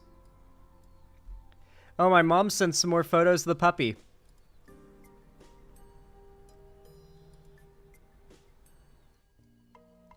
Got a new photo of her in the yard, turning and looking back at the camera. She likes to pose for photos, as you're about to see yourself here. Look at her little nose. She's so cute. And she's the sweetest dog I've ever met. Like, I've genuinely never met a sweeter dog than this one. All she wants is love and attention. She prefers pets to food. Like, if you're petting her, she will not eat. You have to stop petting her and just be like, okay, I'll pet you after you eat, and then she'll eat, and then she runs immediately to you for pets. Cutest thing ever. Yeah, she's got a little brown nose. Boop the snoot. I boop her snoot all the time. I constantly boop her snoot. She loves it. Every time I give her a little boop, she gets super excited and wags her tail and starts chasing me around. She's always chasing one of us. Like, always chasing. She's never just, like, chilling in a spot. If we're walking around, we're getting chased by her. She wants to be wherever we're going. She does not like being separate from us at all. Like, even in another room. She's got to be in a room with someone. She's the best. Such a little boopable dog. Yeah, it's a very boopable nose, Astronaut Lad 172. The most boopable nose I've ever seen. She's awesome. That's so adorable, lol. She's the best. Did you cover the Trump stuff yet? No, I haven't, Mahade. But I am about to bring up the next segment to Reno, so get yourselves ready. Are you ready, kids? Aye, aye, Captain. I can hear you. Aye, aye, Captain. Oh, okay, we're not doing that again. We're not doing it again. Nope, nope, we're not doing it again. Y'all know what to do when I say action, right? 3, 2, 1, action. Alright, guys, we've been talking about this for a while and how it always ends up being true, but the pedocon theory, or pedocon law, as many have chosen to start calling it these days, has once again received another piece of evidence to back up the scientific hypothesis that it is. Maga youth pastor charged with coercing minors to have sex with him. Yeah. Yep. Not even the slightest bit surprising. This is the guy, by the way, if you're wondering what he looks like. Here's a photo of him with his guitar with a American flag strap for the guitar itself.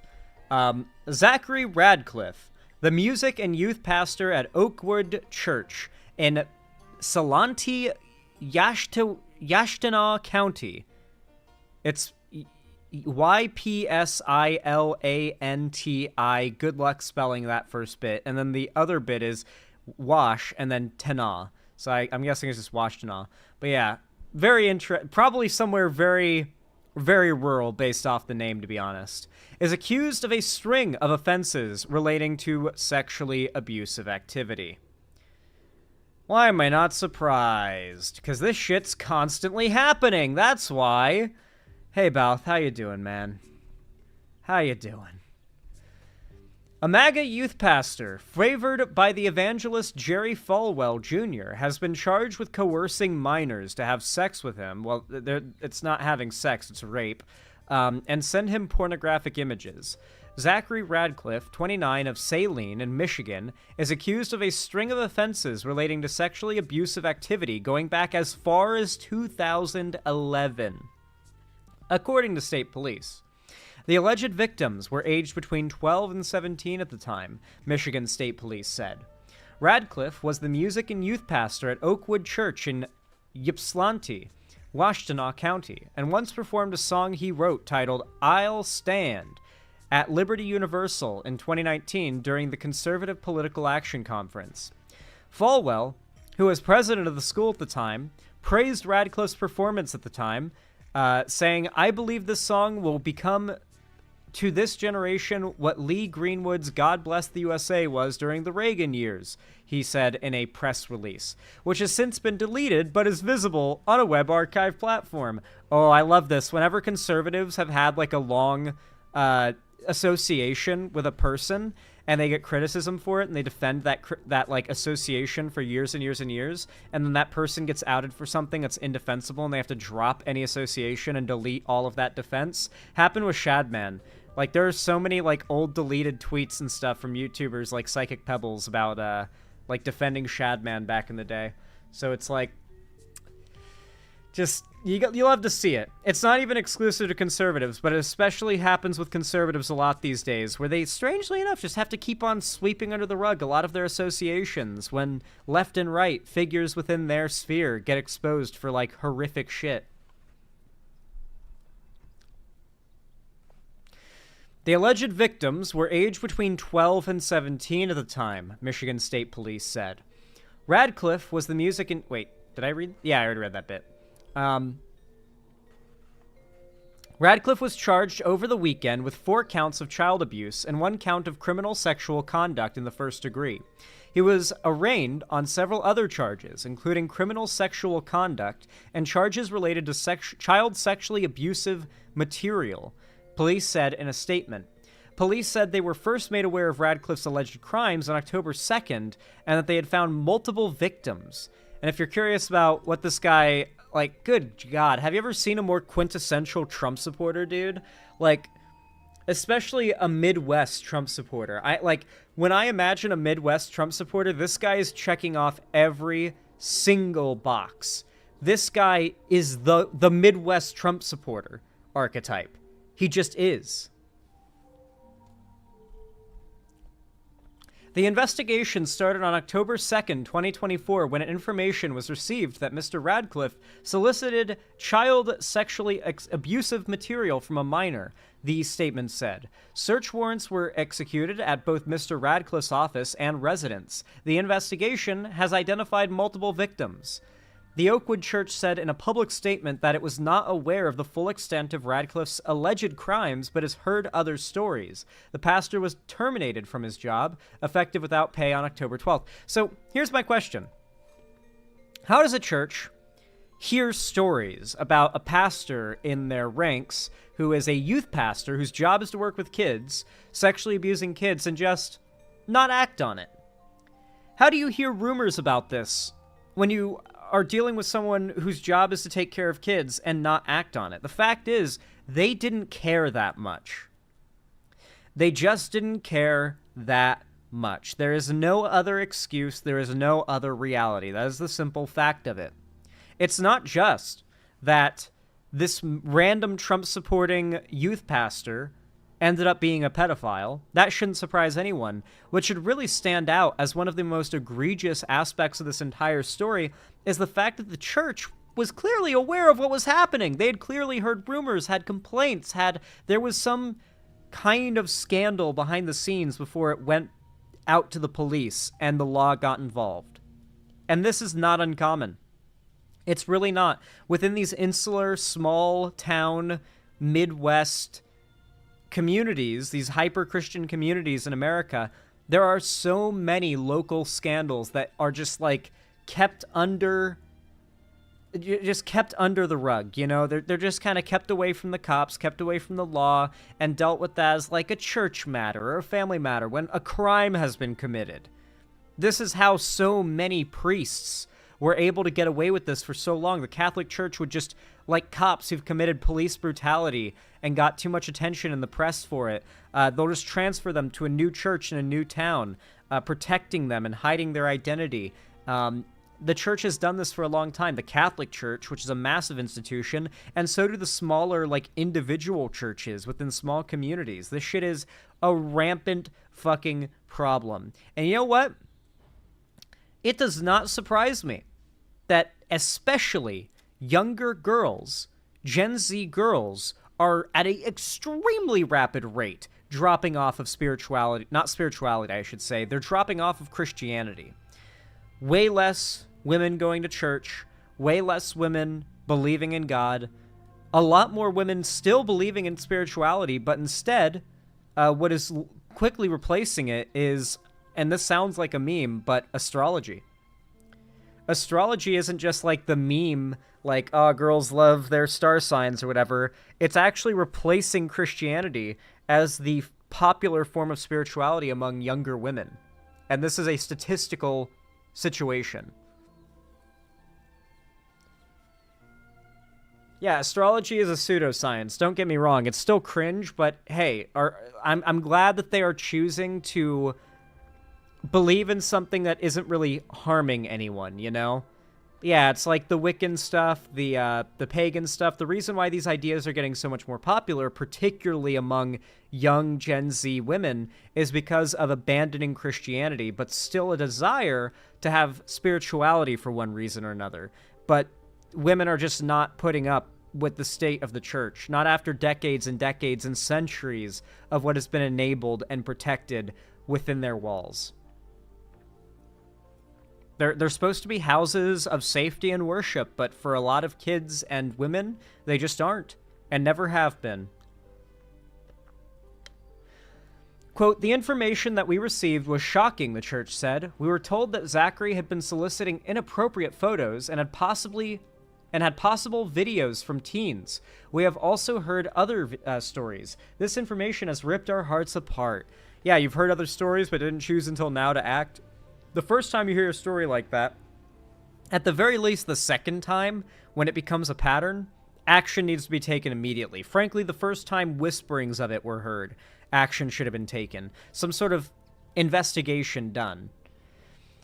The safety and protection of the individuals in our church is what is paramount to us, it added. We are devoted to doing what we can for the care of the victims of these crimes. Oh, I'm sure, you know, you heard about this and did nothing, but I'm sure you still care about the safety and care of the victims of these crimes. Sure. Radcliffe's current Instagram profile picture is of Donald Trump following the assassination attempt in Butler, Pennsylvania on July 13th. Radcliffe also shared an image posing in a Maga baseball cap and wearing a Trump t-shirt. Radcliffe is due to appear in court for a probable cause hearing on October 31st. So yeah, this dude is probably pretty fucked, but that's a good thing. And we're getting a lot more attention on the fact that a lot of these conservative, like, hyper-Christian people are themselves everything that they accuse trans people, gay people, and Democrats of being. And what I mentioned before, I feel actually has a pretty strong tie to this whole situation. Women leaving Christianity. If you don't believe this, it's actually the Christians that are panicking about this, like, massively. Here, there was a there's a lot of videos about this, like a shitload. Which one do we watch?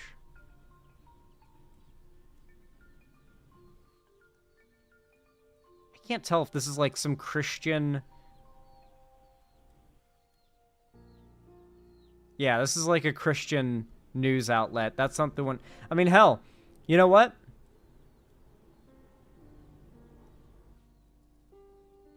Here's a copium. Here is copium from a conservative church news channel on YouTube. This is from a year ago, coping about the fact that women are so quickly and rapidly leaving Christianity. Watch this shit. Like, they are actually scared. Women are just dipping the fuck out. It's why I think there's such a high chance that Trump loses, in large part due to American women voting for Kamala Harris in unimaginable numbers and quantities. Like, I'm expecting a fucking wave, dude. To return why women need the church and the church needs women, Erica Anderson says many women who leave the church still consider themselves Christian. She encourages those who have been hurt or disillusioned to reconsider what church has to offer. The phrase that I like to use a lot is the church of your past doesn't have to be the church of your future. Author and freelance journalist Erica Anderson has spent most of her life in church. While she admits it is far from perfect, she invites women to rediscover joy and purpose in attending. Even the people trying to get women back in church and back into Christianity are like, well, yeah, I have to admit there are a lot of problems. Like, oh man, Christianity is so cooked. But what can I say? It's going to happen to every religion that bases their ideology around treating women like property. It's just, eventually the women are going to be like, wait, I live in the modern world. I can just leave and live as an independent individual and have rights. And then they do. On CBN's Prayer Link, Anderson shared that passion as the motivation for her new book, Reason to Return: Why Women Need the Church and the Church Needs Women. After seeing some...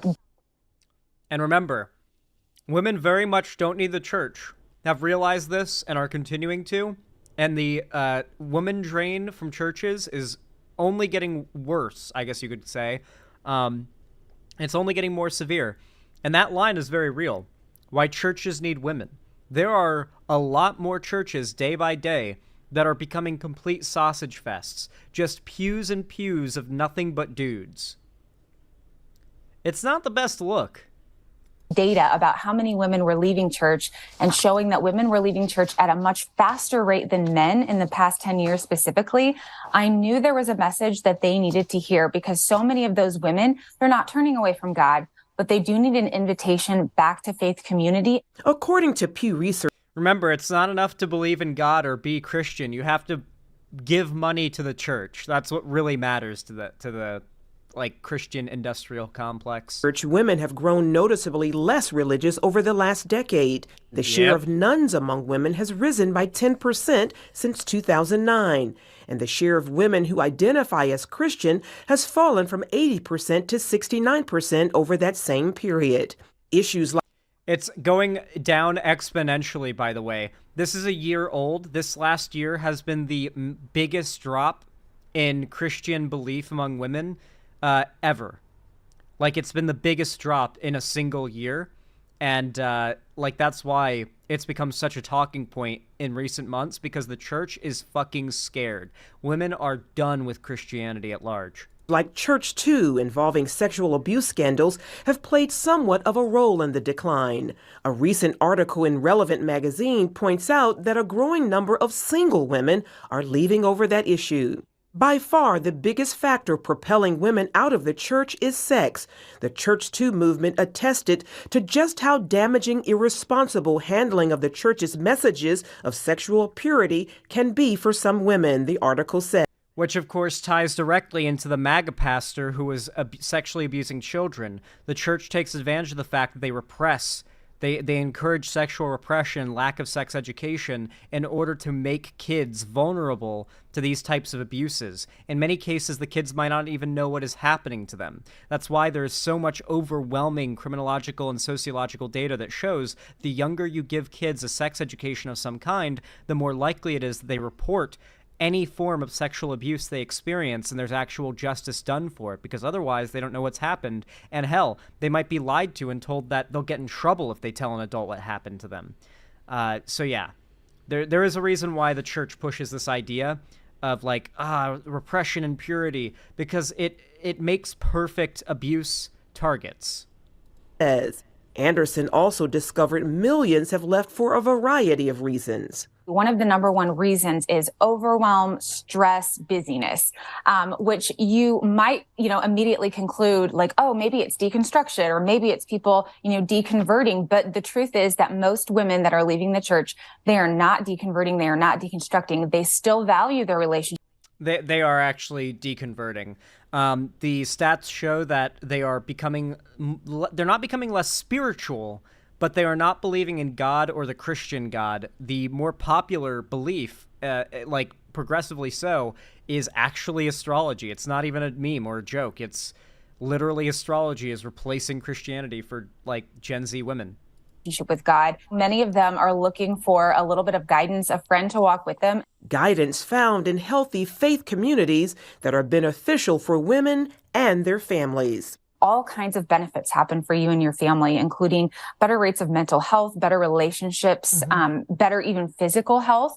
And then your children. Better physical health because you go to church? Ah, yes, because God heals you or whatever. Yeah.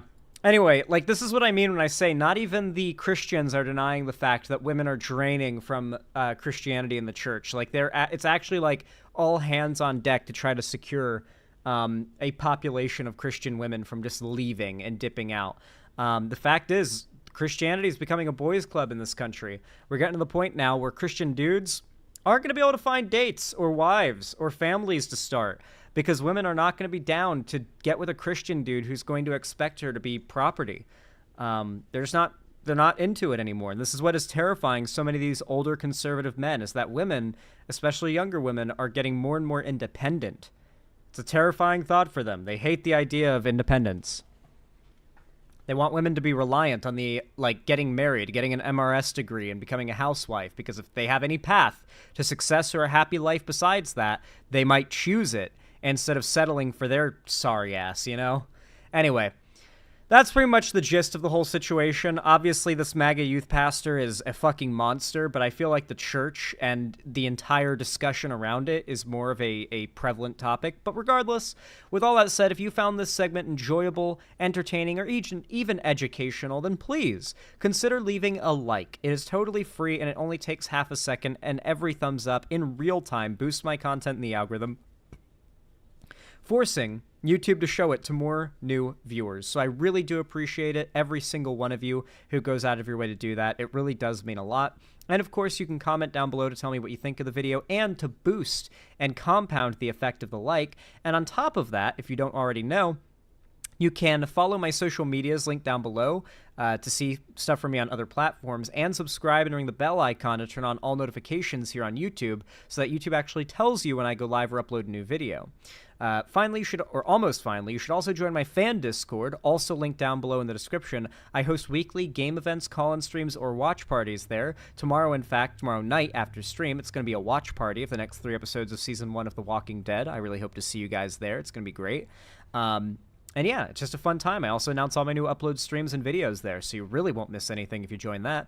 And finally, if you want to support me directly, help me keep the lights on and a roof above my head here at the Xander Hall studio, then please consider donating, subscribing, or gifting a sub to me on my website, xanderhall.com/live, or even supporting me through YouTube, Twitch, Streamlabs, Stream Elements, or even Patreon, or buying merch in the Streamlabs link down below. But regardless of how you support me, even if you're a lurker, thank you so much for watching, and have a good one. I hope to see you again. How do you guys like that segment? I feel like it came out really good. Yeah, I saw that, Delancer. I talked about it last stream, yesterday. Nice segment. Honestly, yeah, we should watch the Legal Eagle video about that. That's pretty good news. That's like pretty, not good news, but big news. I'll add it to the list. Fuck it, we'll do it live.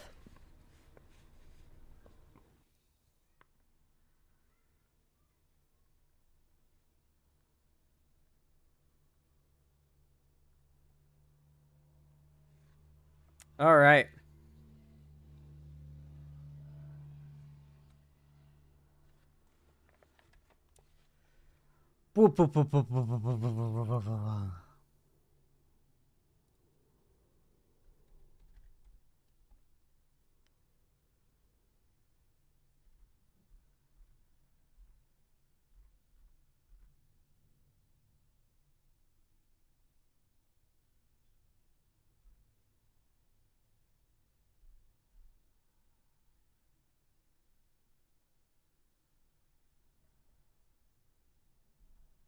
Just bringing up the next segment real fast.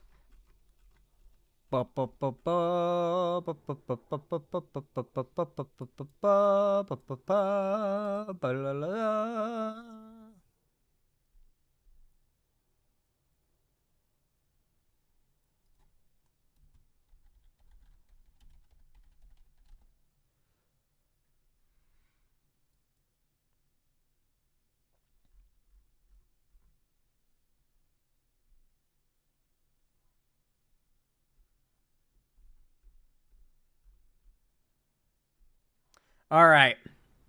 Yo, Mr. Krabs, thank you so much for the $5 super chat. I really appreciate that. Very kind of you. Here, let me resume the starting music. Said the reason I think the new Sonic game will be the death nail for the Chuds is that this clips from the game, which I will link it to you in your website chat. Here's a clip from the game. Okay, let's check this out. So does it seem like it's going to be a good Sonic game? Because I know that people didn't like the last one. This at least looks more like Sonic. We'll be joining the rubble in the water.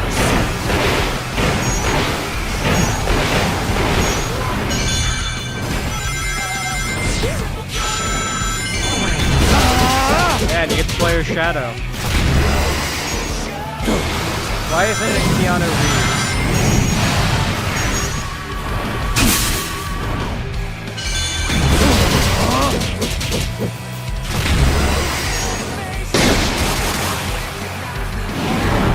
Wait, hold on. Oh my god, guys, I have to tell you. Okay, guys, I have to tell you guys something. We might want to watch party this in the Discord at some point. There is a reality TV show. Okay, you're gonna be. I promise this somehow loops back to Sonic. Okay, it is related-ish to Sonic. Okay, we might want to watch party this in the Discord one day. It is a reality show. Some of you might already know it, so try not to ruin the surprise before I explain it. It's called Jury Duty. Now, imagine the Truman Show meets 60 Days In, is the idea of this. Except there's one real person who has no idea what's going on. A contestant, we'll call him, if you will. And he believes he's been basically taken a voluntary paid jury position between jobs. And for the cameras, he believes that a documentary is being made about the juror process, and that is why he's being filmed and interviewed at several points. And that's like the background, right? Now, everybody, except for him, is an actor, paid to play a character, given specific lines of different things to say and do at certain points. And this one guy, like everybody in the courtroom, the other jurors, the defendant, the judge, the bailiffs, everybody is an actor. And all of them are meant to, at certain points, behave in ways that make this dude question the reality of this situation. Now, on the second day, this is the part where the first time where I genuinely busted out laughing. All right? And this does get back to Sonic, I promise.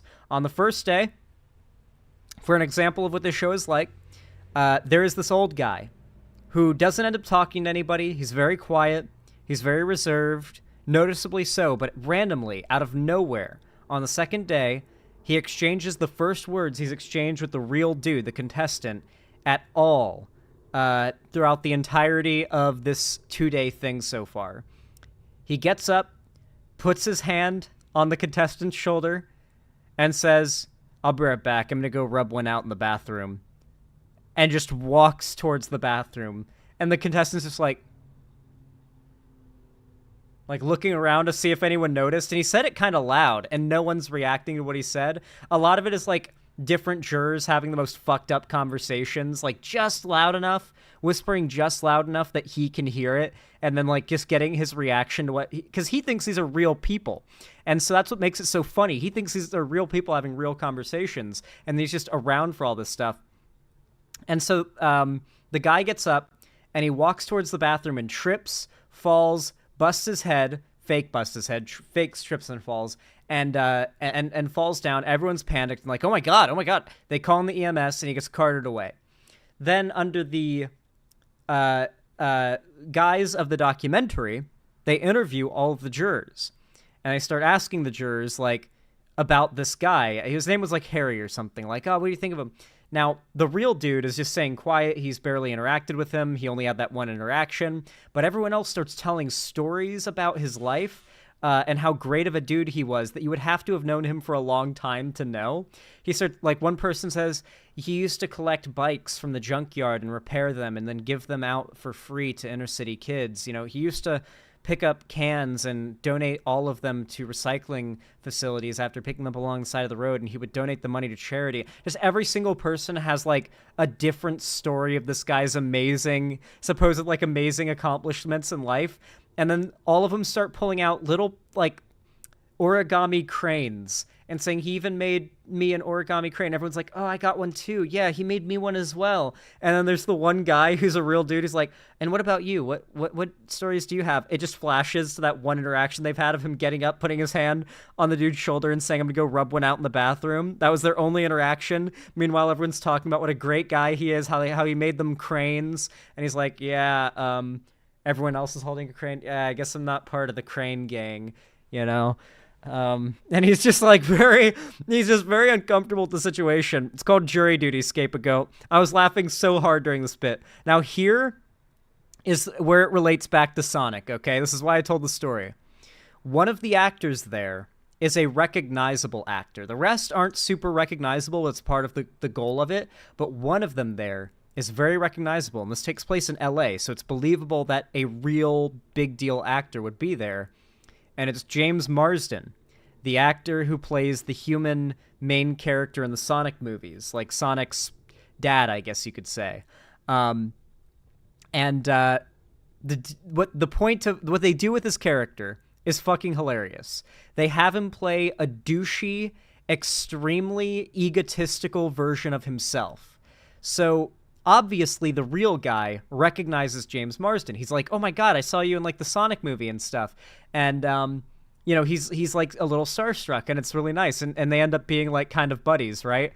But everybody else playing a character is meant to pretend like they don't know who James Marsden is. And so at one point he's like, yeah, so I'm kind of a big deal, he's like being really douchey. Like, I'm kind of a big deal, kind of a big celebrity, you know, I think I might be a bit of a distraction for some people here because, you know, I'm kind of famous and all that. I'm a bit of a recognizable figure.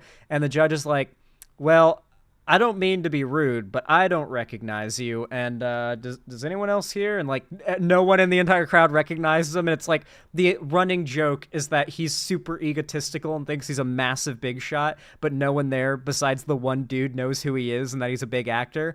And so time and time again, James Marsden is just doing these random over-the-top stunts to convince everybody he's a big deal. And so the guy who thinks he's like, this is all real, is slowly starting to be convinced that James Marsden's a douchebag, an actor who he liked at the start, and slowly his opinion changes because James Marsden plays so hard into being such a douchebag character.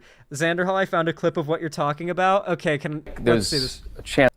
Okay, here's a clip from the show. That I might be an unwelcome distraction. Why is that, sir? I'm a recognizable public figure.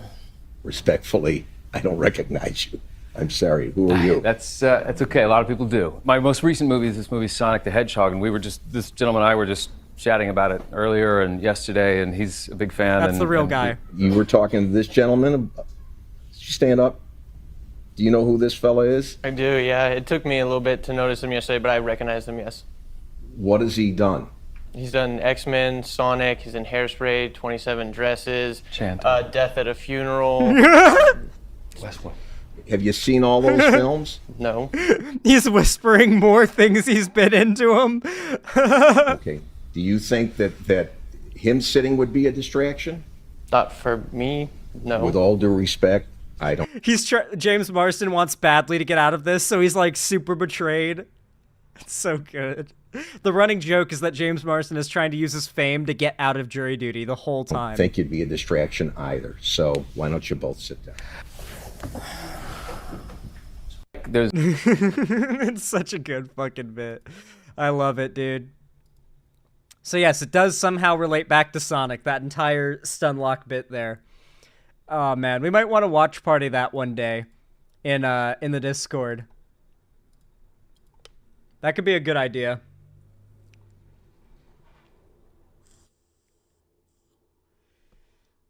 We watched it, One Piece 34.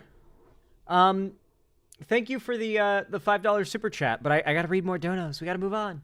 War Penguin, thank you for the tier 1 gifted sub to Scapegoat. I really appreciate that, and I hope a Scapegoat appreciates the free blue name. Thank you. Said, want a bit of poll hopium? I also have a video about the polls if you want. Poll hopium. Yeah, let's check this out. What's going on? Marist poll early voters. Arizona. Harris 55. Trump 44. God damn. North Carolina. Harris 55. Trump 43%. Georgia. Harris 54%. Trump 45%. This suggests that early voting independents are voting for Harris. Damn. Yeah, Nevada's apparently a toss-up, but Pennsylvania's apparently looking good too. So, we could be seeing a really really strong win from Kamala Harris still. It's very possible we see like a, not just a, like, it could end up being a much less close race than we think. You got to remember, most of the sources that tell us it's going to be a close race make the most money if it's a close race, and if we think it's going to be a close race. I'm really interested to see what the outcome is, and to see if it ends up being not even a close race at all. If the idea of it being a close race was completely manufactured. I really hope that's the case. I really hope I end up being proven right about this, but we just have to wait and see. I expect Trump to underperform.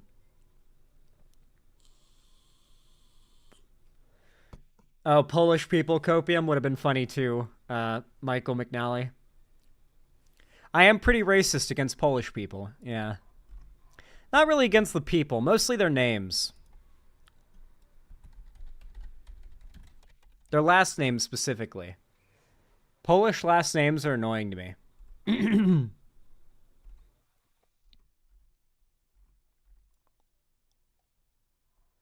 Alrighty. Before I do my next segment, I want to use the restroom really fast. Is that okay with you guys? Is it all right if I exercise my bodily needs by like, you know, emptying my bladder? I assume you guys are cool with that. Yeah, we're good. We're cool. Awesome. Good. All right, I'll be right back, everybody. I'll read the rest of the donos when I return, and we'll start the next segment. Here, let me play the music before I go. I almost forgot. Got to play that nice Stardew Valley music. Enjoy, my lovely people. Enjoy. I will be right back. Stay tuned. Don't go anywhere. I just gotta use the restroom.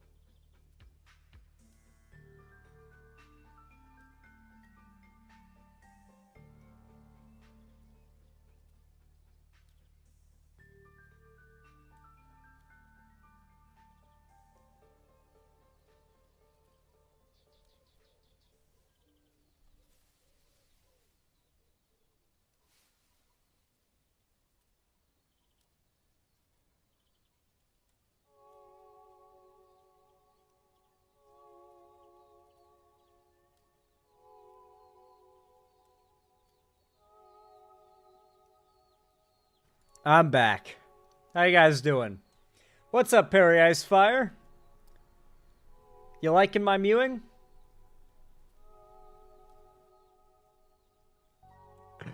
Zan, I'm starting to doubt how ironic the mewing is. It's getting a little unironic, Veros. You're not wrong. I am starting to enjoy it a little bit. I am starting to enjoy it. There's this one really funny animation I saw of a teacher telling a story about like being a teacher in current day, and apparently it's not uncommon for the entire, like every male in the class to just be mewing the entire time. And it gets really distracting for the teachers because it's just, they're making a funny face, basically.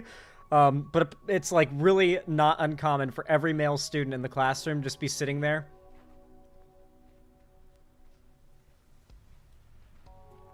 Mewing the entire time. Just making a super intense mewing face. And then in the animation, it's just this like panning camera of a whole class of kids sitting in the desk, just looking at the teacher and mewing, and it made me laugh. Gen Z teachers will be crazy. Dude, Gen Z teachers will mew right back and mog their students. Like, you kids don't even have developed jaw lines yet. You think you can mog me? I'll mog the shit out of you. Like, you think you can, like, dude, you imagine being like a 13-year-old boy and trying to mew at your like 25-year-old man teacher? He's gonna mog the shit out of you. He'll bust out a dry razor, dry shave right there, and just mew just to prove it. I'd do that. Dude, Gen Z teachers are not gonna put up with that shit, I'm telling you. They're gonna mog their students right the fuck back.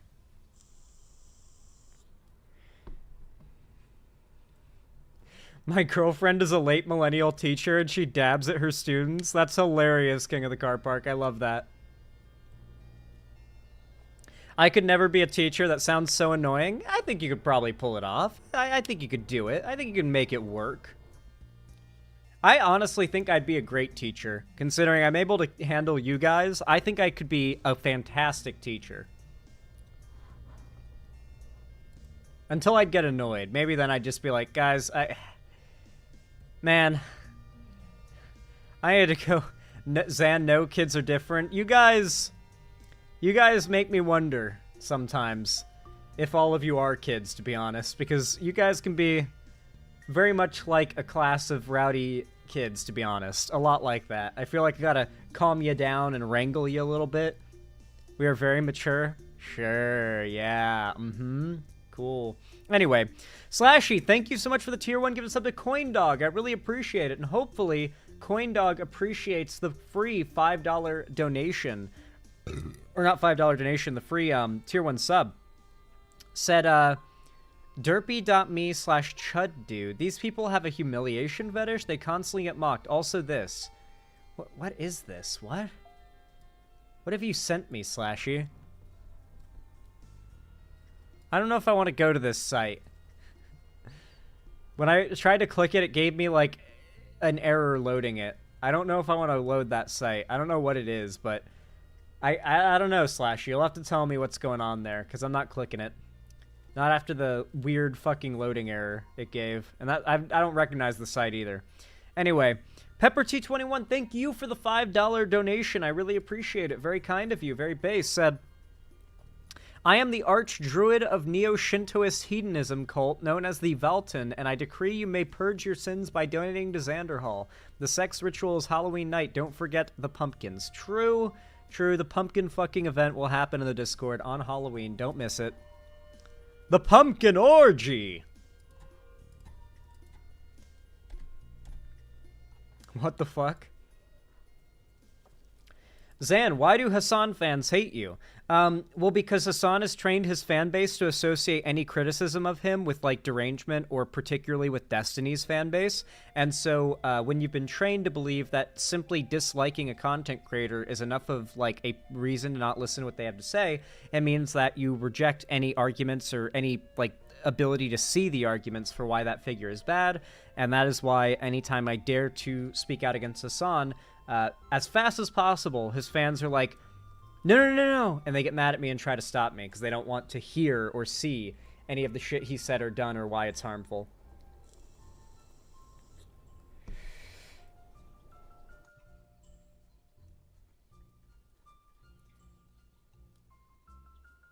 Alrighty. Y'all know what to do when I say action, right? 3, 2, 1, action. Alright, guys, so this is an interesting one. There has been some rumors bouncing around for about 2 weeks now about this thing called the October Surprise. Now, it originally was in reference to a surprise that Kamala Harris would be receiving, but a little after that, the word started to be used to discuss, or I should say the term, started to be used in reference to something that would drop on Trump. Now, the October surprise for Kamala never ended up happening because the dock worker strike was delayed until after the election. Had that gone through, there's a good chance it would have won Trump the election. I think it probably would have just won Trump the election through and through.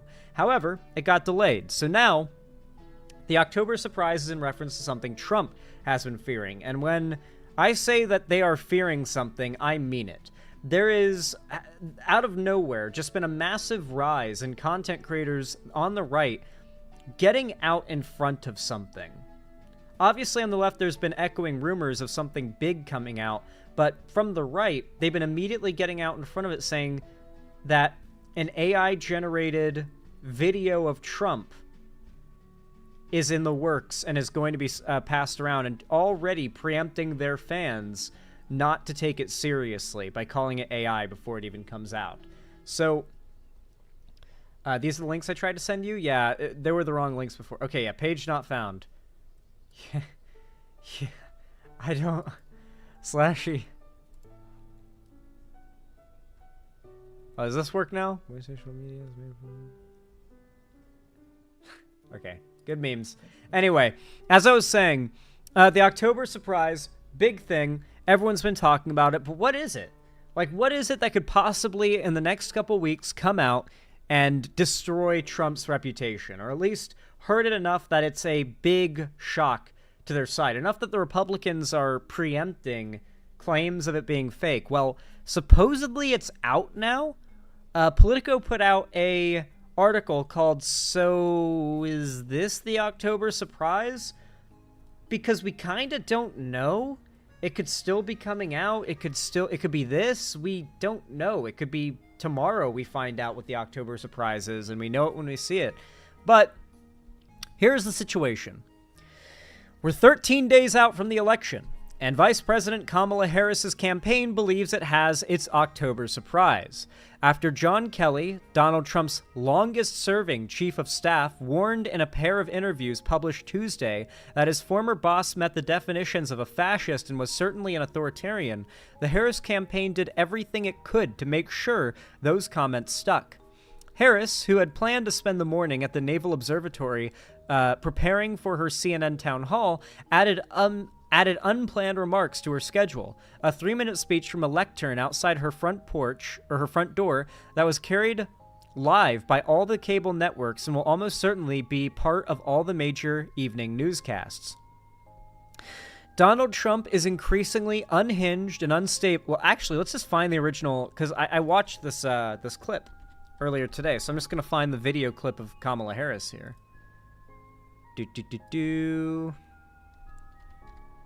Harris. It was a pretty short little statement she made. Really? Is Twitter this useless that I can't find this video that's very much being talked about in the news right now on a whim? I guess not. Fair. Makes sense. Internet sucks now. In shitification. Going hard. Harris. Trump. Remarks.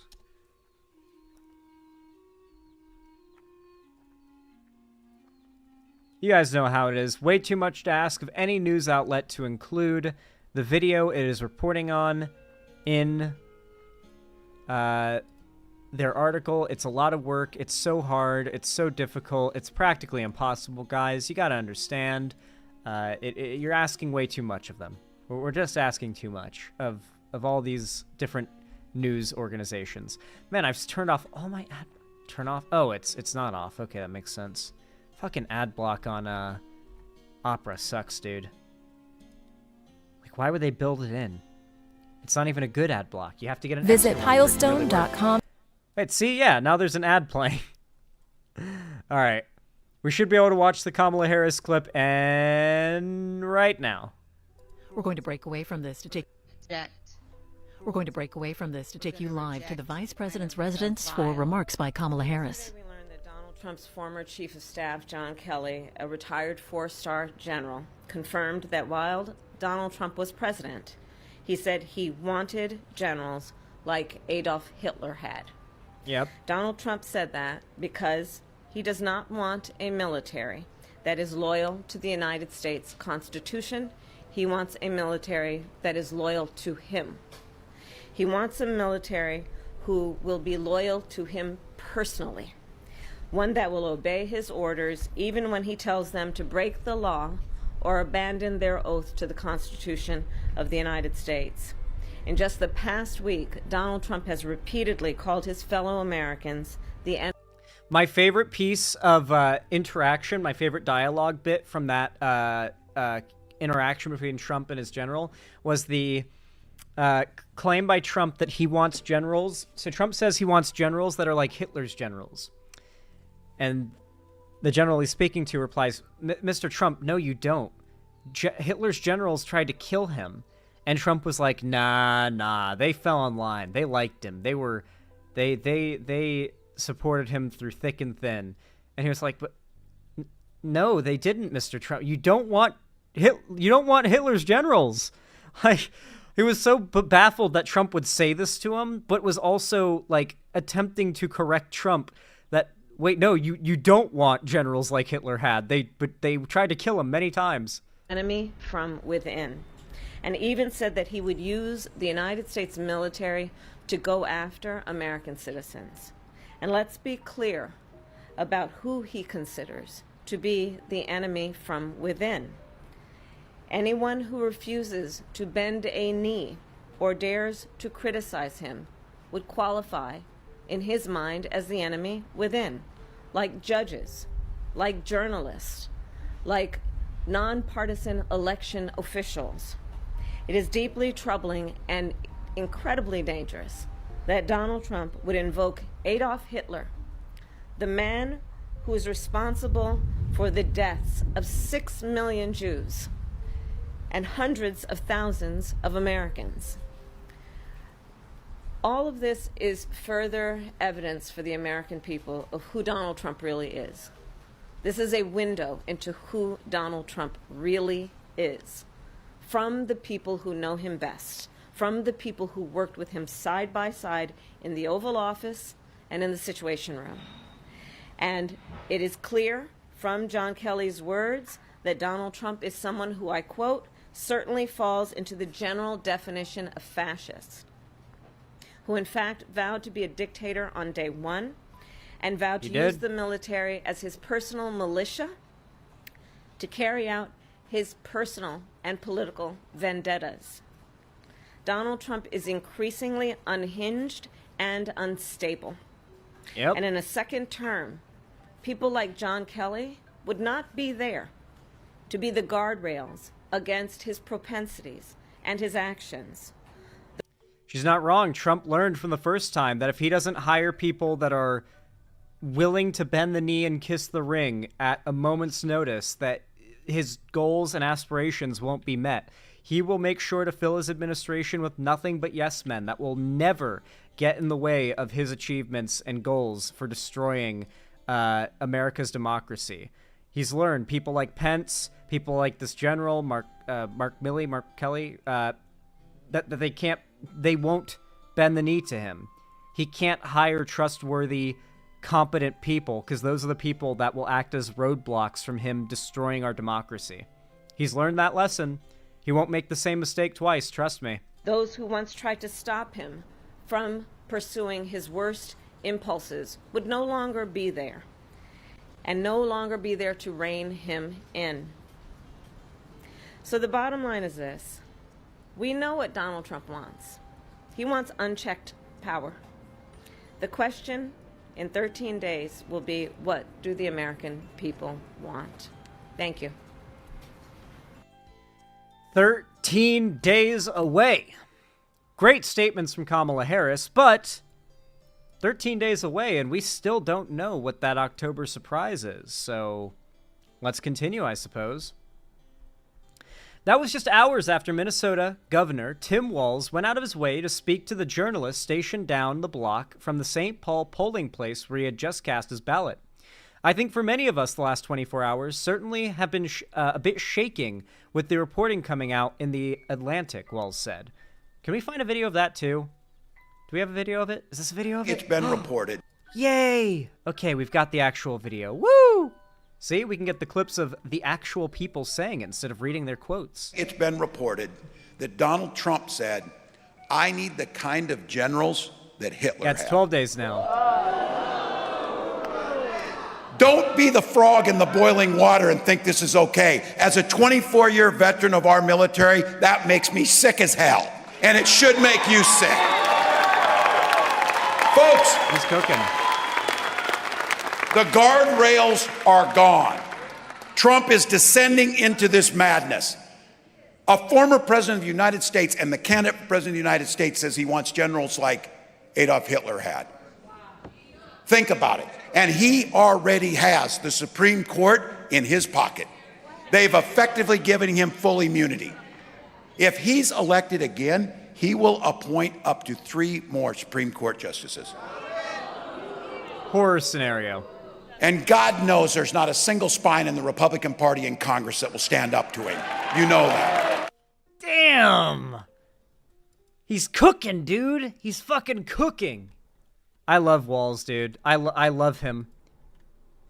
I love Tim Walz. He's goated as fuck. Encouraging everyone to read the reports for themselves. Tim Walz talks about the dissension into madness from Donald Trump, etc., etc.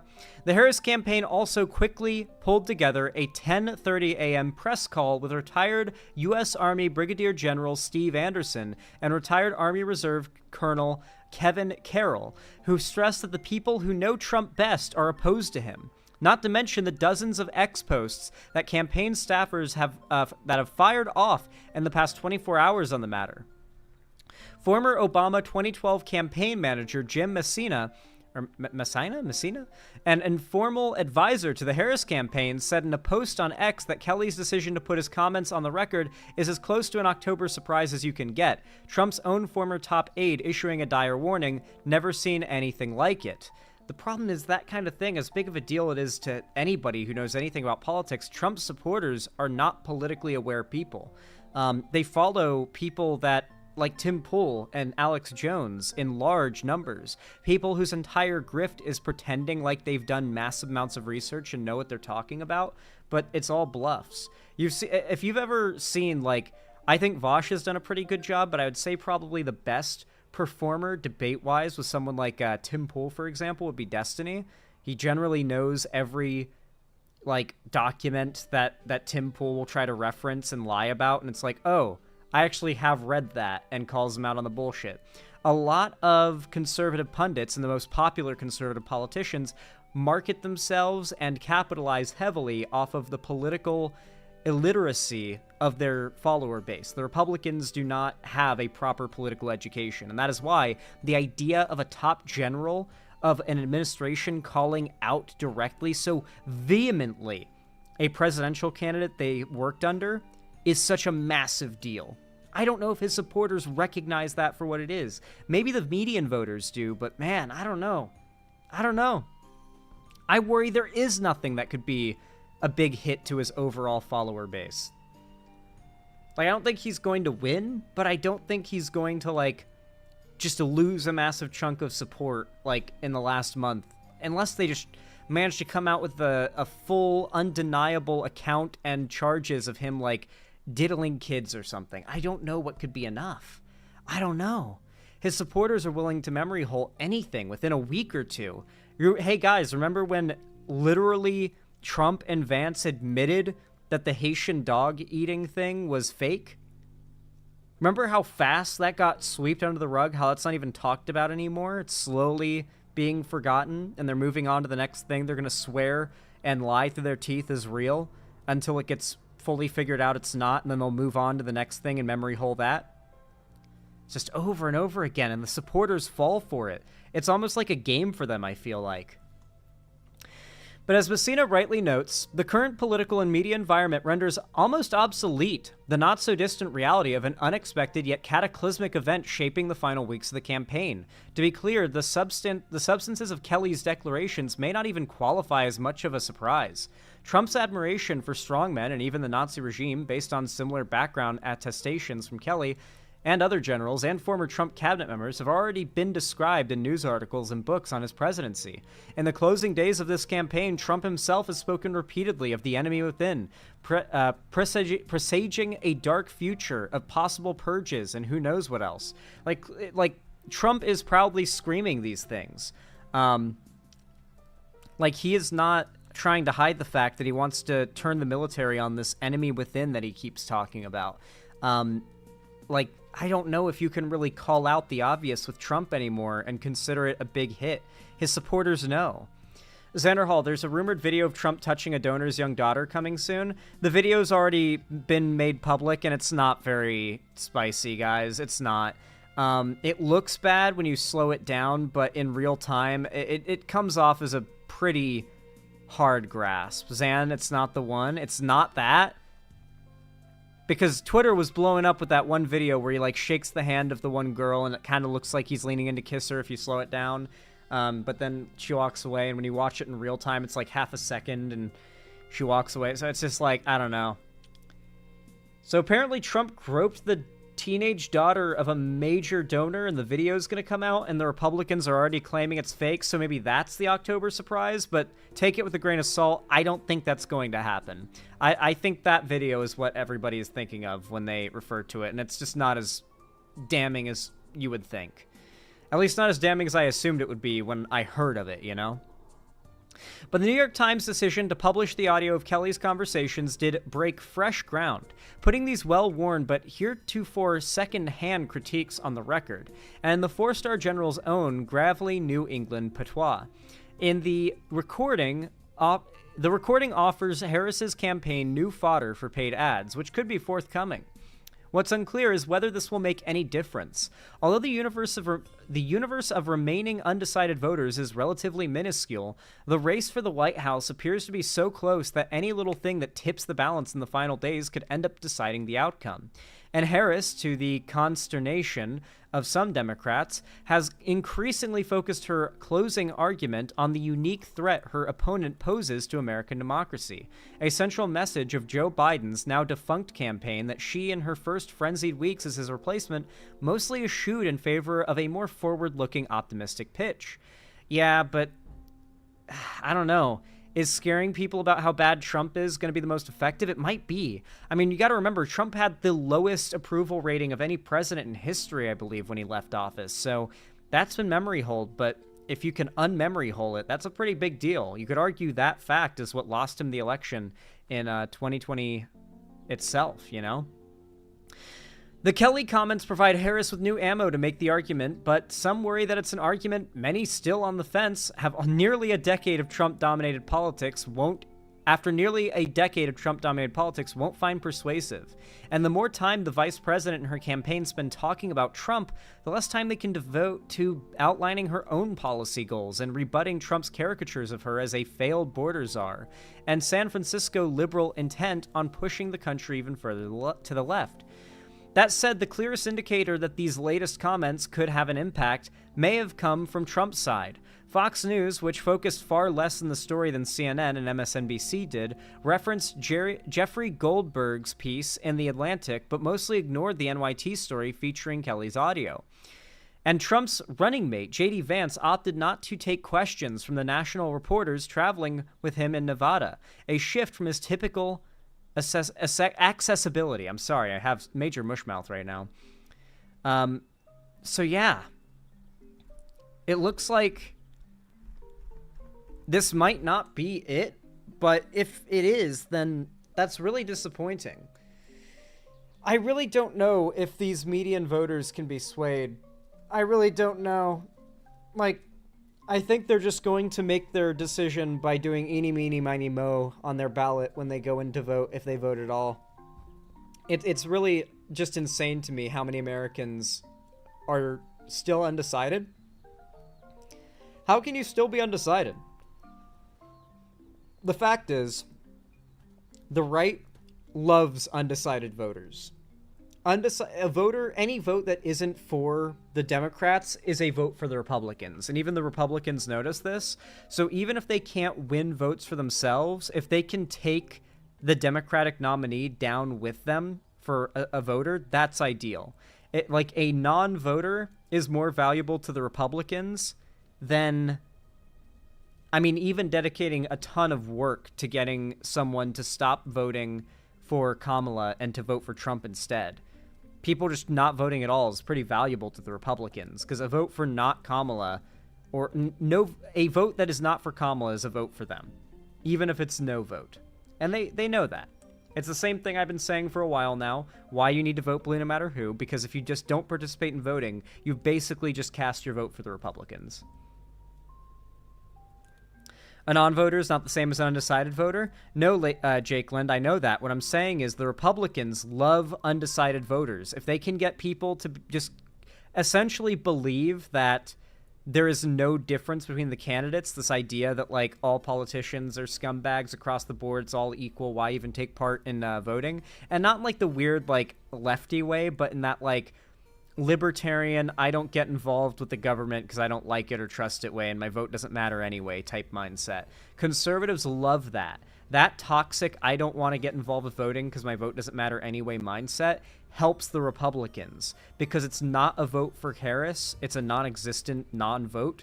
It's still more beneficial for them than it is for the Dems.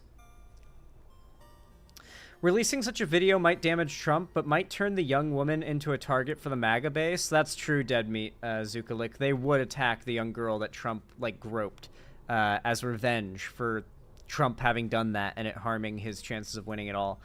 I don't know, man. This election's gonna be fucking crazy, guys.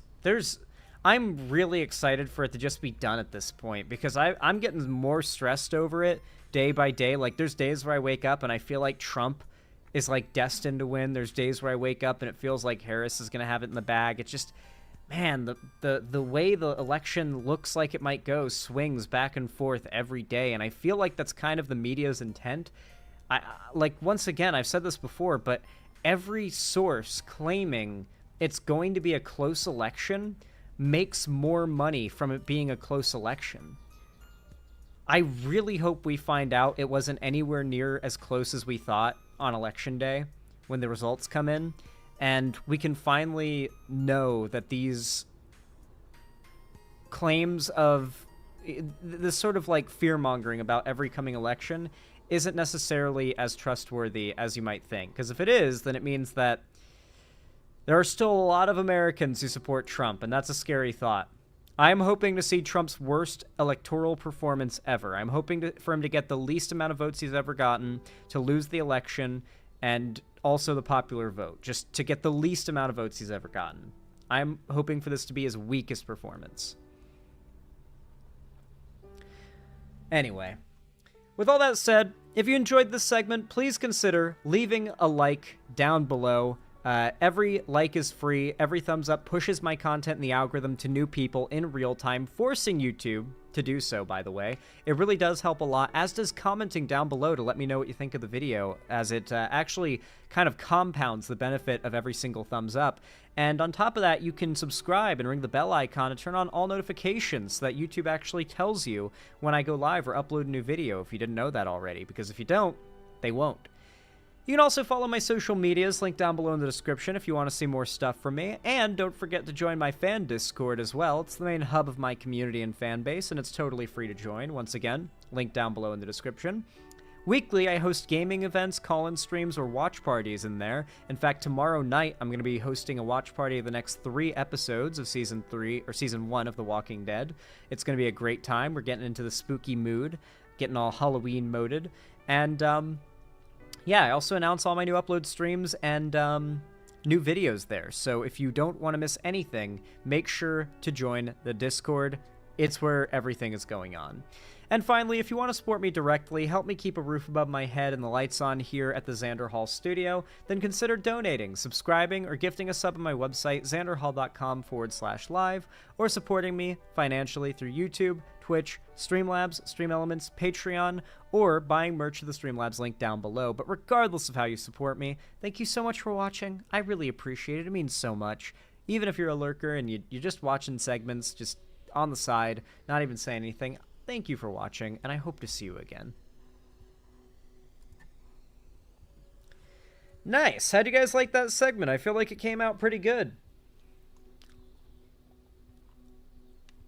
Didn't Grindr crash at the RNC? It did, KC. There were so many Grindr users in the building at the RNC that the app crashed.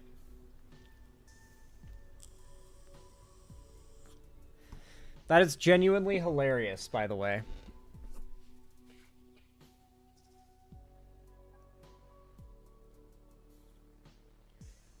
Good? Well, you know what that means, right, War Penguin? So many of the Republicans in the crowd at the RNC are closeted gay with Grindr on their phones that, like, all their presence in the same building crashed the Grindr app. And Grindr came out and said that the amount of people that were in that building that had the Grindr app on their phones literally crashed the entire app. They've never seen anything like it. Mind you, we live in a world with gay pride parades and furry cons, and the RNC crashed Grindr because there were so many Grindr users at the RNC.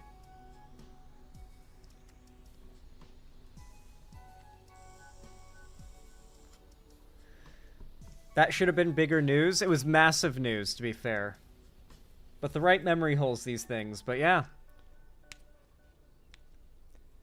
I wonder if you can, like... I wonder if around the area where the RNC happened, if you could, like, interview male escorts and ask them how much more money they made, perhaps from, like, old, grody white men during the time where the RNC was happening, and you just, like... They're like, yeah, actually, I did make a lot more around that time. That's strange.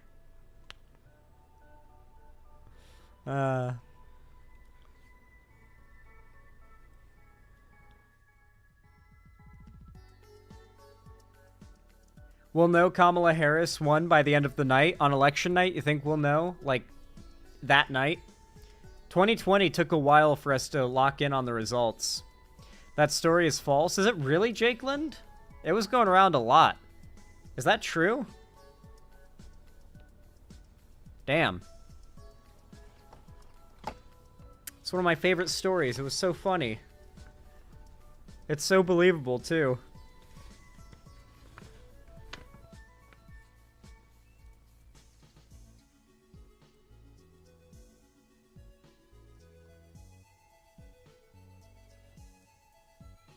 Oh, guys. Did you see this clip?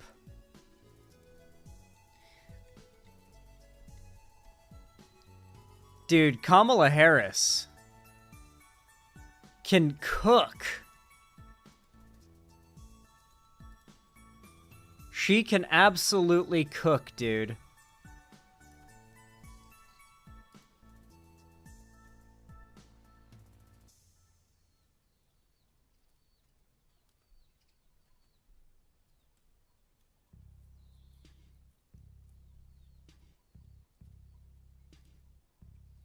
Okay, guys.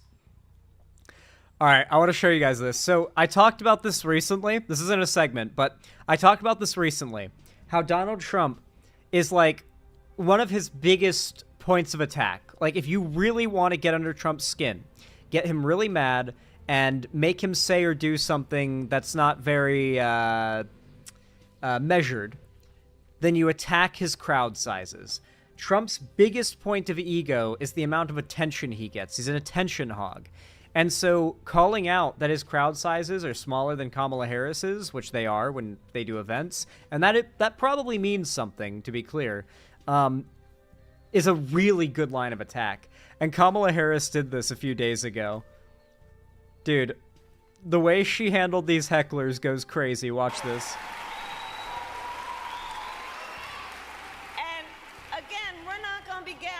On this, we remember Donald Trump hand-selected 3 members of the United States Supreme Court. with the intention that they would undo the protections of Roe v. Wade, and they did as he intended. This is shortly after, this is from a few days ago, this is shortly after Donald Trump bragged about destroying Roe v. Wade, mind you. Oh, you guys are at the wrong rally.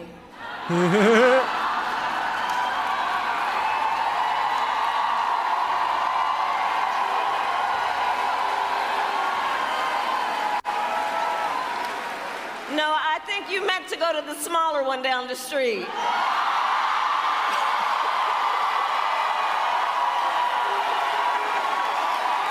Oh, man. I really do think Trump getting more unhinged over the last few days, that has to do something with that, man. That is really good.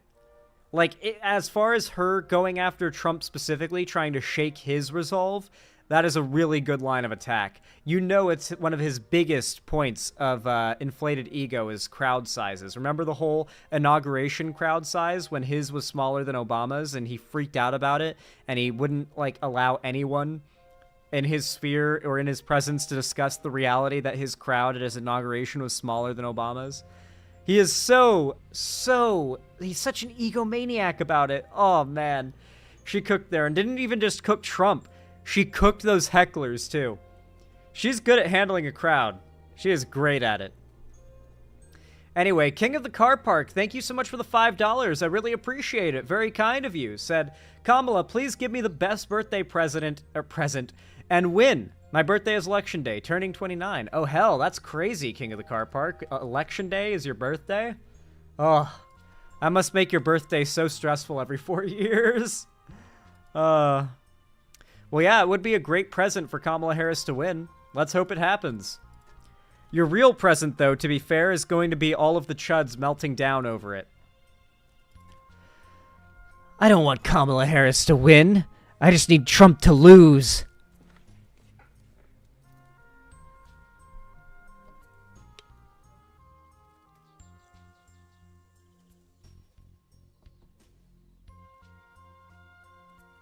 Alrighty. Here, let's check out that recommended segment from earlier.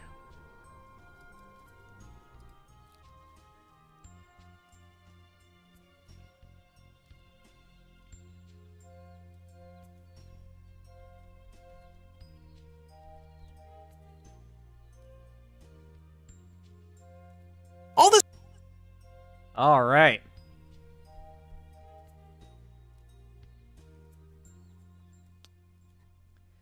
Y'all know what to do when I say action, right? 3, 2, 1, action. Alright, guys, so this is an interesting and really fucked up story, and many of you are probably going to be asking yourselves over and over throughout my entire explanation of the situation, how the fuck is this legal? You see, Elon Musk, over the last week, has started a lottery of sorts. In the biggest and most important swing states, if you register as a Republican voter, you will win from Elon Musk $1 million. And he is handing out $1 million in every swing state to random people who register as Republican every single day until the election. And he has been sending out these bribes, this bribe lottery for people registering Republican, for about a week now. He has given out tens of millions at this point, and plans to give out probably hundreds of millions, like hundreds of millions more by the end of all this, considering how many different swing states there are, and the daily, a person every day in each of those states is getting $1 million.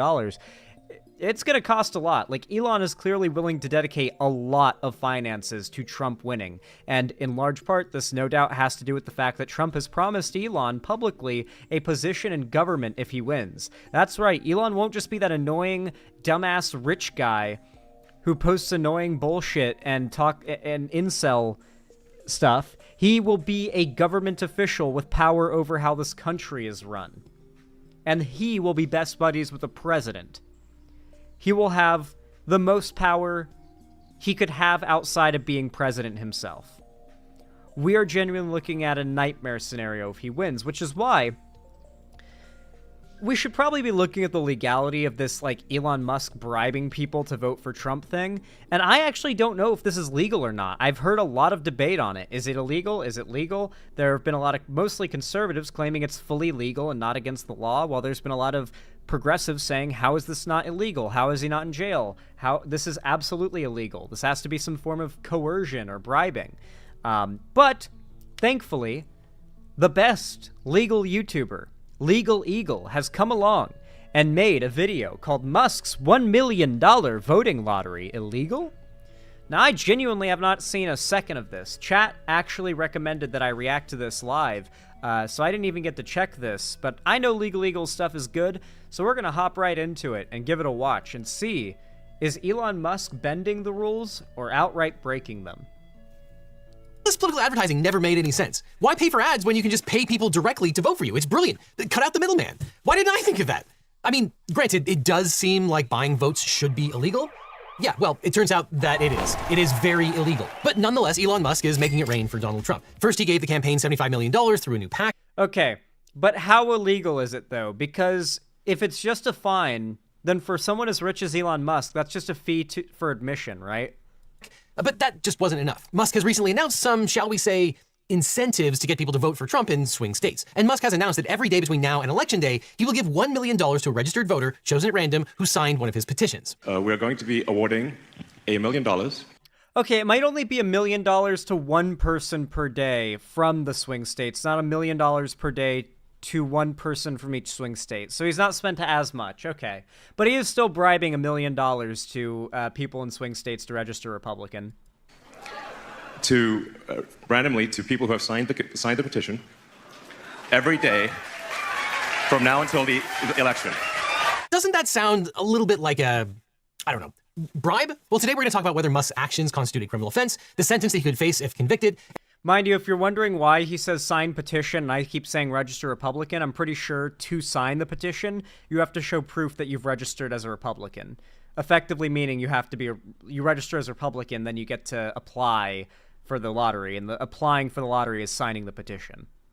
And whether federal law enforcement will intervene before the election. Because in his seemingly endless quest to be a poorly written James Bond villain, Elon Musk has inserted himself into the 2024 presidential election in a big way. He took the @America Twitter handle away from its user and gave it to himself. He spent $75 million to launch an organization called the American PAC to support Donald Trump's presidential campaign, and he appeared at a Trump rally where he jumped up and down like a teenager at a Chappell Roan concert. Is the only reason we can now send American astronauts into space. Oh my god, that take fucking over, clip. Elon, just take over. Dude, the clip where Elon is reaching up in the air and his shirt gets lifted up above his fucking, like, gut. Oh, it's such a good image, dude. He looks like... It is the quintessential... Hold on, I have to find the freeze frame. I gotta find that freeze frame. Elon jumping. Dude. Why would he let this happen? Why would he do this to himself? He's so gay. Parentheses, insult. He's got his, like, cowboy buckle. He's wearing cowboy boots. You can't see him there, though. He's got his Occupy Mars shirt on, his fucking guts hanging out, his fucking muffin top spilling out over his belt, and he's just jumping, and he's doing his, like, weird face he does because he can't not look awkward and weird. God, I hate Elon, bro. He's trying to make an X shape. God, he's so gay. Chat, you're all gay. You understand, like, there's really nothing else to say about that than, like, bros being gay. Elon has temporarily moved to Pennsylvania and declared in a very sincere way that he's a fan of both the Steelers and the Eagles, making him exactly one of one. But Musk's America PAC is running Trump's Get Out the Vote campaign. And one of the key initiatives is incentivizing people to sign a petition pledging their, quote, support for the First and Second Amendments by offering cash rewards exclusively to residents of swing states. The petition states, quote, the First and Second Amendments guarantee freedom of speech and the right to bear arms. By signing below, I am pledging my support for the First and Second Amendments. Now, usually a petition is meant to demonstrate public support for some proposition, like the right to bear arms, but this petition seems to have very little value in demonstrating anything. And as a group of Republican attorneys and public officials have observed, it's probably going to involve a legal loophole that involves, like, Well, they're not technically offering $1 million per person who registers Republican and votes Trump. They're giving $1 million to everyone who signs this petition that requires you to show proof that you registered Republican and are going to vote Trump. Technically not the same thing, I'm sure. There's going to be some legal loophole shit here that's going to let Elon get out of it. There's no way this gets put, like, a stop put to it before the election. There's no way there are lasting consequences for Elon for this. Who knows? Maybe there are. Maybe Kamala Harris wins, and then over the next year or two, we just watch as the Republicans get prosecuted left and right for all of their actions in this last election. Because they probably have been doing illegal shit left and right, and regardless of who the winner is, unless it's Trump, I guess, because he'll just stop it. The DOJ is going to go after the Republicans for the shit they've been pulling during this election. They are doing some seriously illegal shit right now, and I guarantee at least the next 2 years after this election are going to be fraught with DOJ indictments on Trump's entire campaign and Trump himself. Quote, critically, America PAC has not made the names or numbers of petition signers public, so the petition provides no demonstration of public support for even that statement. But the rewards include $47 for each registered voter in a swing state that a petitioner recruits to sign, or $100 if the voter is from Pennsylvania. And in his tweet announcing the offer, Musk proclaimed it was easy money. And a few days later, he upped the ante. Musk awarded a random Pennsylvania petition signer a $1 million prize on October 19th, 20th, and 21st. Remember, the Republicans are desperate for a win in Pennsylvania. It's the win in Pennsylvania would win Trump the election. That is Trump's path to victory, is a red Pennsylvania. So that is why there's so much focus on bribing Pennsylvanians the $1 million to vote Trump. And he says he's going to be giving random $1 million prizes to other people who are registered to vote in any of these 7 swing states from now through Election Day, November 5th. Now, the cash offers in Pennsylvania are only available for petition signatures submitted by October 21st because that's the voter registration deadline in the Commonwealth. And since only registered voters can claim the prizes, the offer basically incentivizes people to register by offering $100 and maybe even more just for registering to vote and filling out an online petition. This creates a financial motive for people to register before the deadline. And the obvious question here is whether this scheme violates any election laws. Is Elon doing anything illegal? And the answer is yeah. It's probably illegal vote buying. Now, America has a long history of giving people freebies in exchange for votes. In our video on things that used to be illegal, we talked about how the founding fathers used to give voters free drinks. In fact, 24-year-old George Washington failed to win a seat in the Virginia House of Burgesses after he decided against treating voters to booze. 3 years later, Washington ran again, and this time he showed up with 144 gallons of alcoholic drinks. Let's do this. And it was a success. He paid a half gallon of liquor. Okay, but at the same time, to be fair, all right? That is a historical context in which alcohol was much less of a like a party thing. Alcohol wasn't a leisure thing back then. You could argue it was a medicinal and tool thing. Like George Washington was around before like the Victorian era, before like the Industrial Revolution. During the Industrial Revolution was when like we had massive cholera and E. coli outbreaks in food and water especially. And alcohol was a go-to, particularly beer, as a way of consuming like a fluid that could hydrate you a bit without potentially making you sick. So beer and alcohol were a much more important thing back before you could just get clean water easily. So the idea of the president back in like George Washington times, providing free alcohol is less of like a free liquor for everybody and more of a let's not have anyone here shitting their brains out or vomiting up what they just drank, and let's have some non-parasite and bacteria and virus infested like drinkable beverages here, right? So in that context, I don't think it's anywhere close to the same, especially when you consider the history of the situation. It's just not the same thing. It's not like free beer for everyone who votes for me. It's just not the same. Like it wouldn't be water. It would be alcohol. Otherwise, the president would have been liable for a lot of shit pants, probably. A lot of cholera. Liquor or wine for every vote that he won. Now, eventually Americans decided it was wrong to buy votes, especially with alcohol. I mean, sure, money is speech, but it's not that speech. And it should be obvious, but the practice undermines the integrity of elections by coercing or incentivizing voters to cast their ballots for specific candidates or party, rather than voting based on...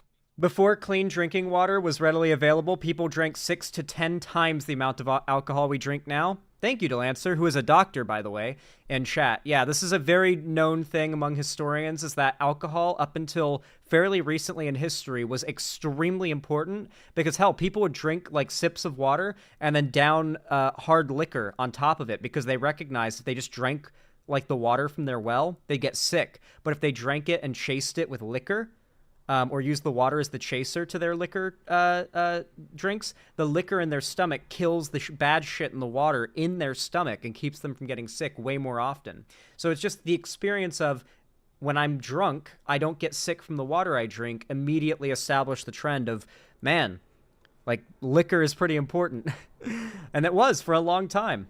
On their real preferences. And vote buying is the practice of offering money, goods, or services to people in exchange for their vote in an election. And in the United States, several federal laws address giving something of value in exchange for voting or registering to vote. 18 U.S.C. 597 makes it a federal crime to pay, offer, or promise any money or benefit in exchange for voting or withholding a vote for a specific candidate in a federal election. And there's also 52 U.S.C. 10307, which states, quote, whoever knowingly or willfully gives false information as to his name, address, or period of residence in the voting district for the purpose of establishing his eligibility to register or vote, or conspires with another individual for the purpose of encouraging his false registration to vote or illegal voting, or pays or offers to pay or accepts payment either for registration to vote or for voting, shall be fined not more than $10,000 or imprisoned not. Oh, man. There will be no real consequences from Elon. Yeah. Yeah, okay, I figured if it even was illegal, if anything happens to Elon because of it, it's going to be like, yeah, it's super illegal, and you're, like, fucking with American democracy and all.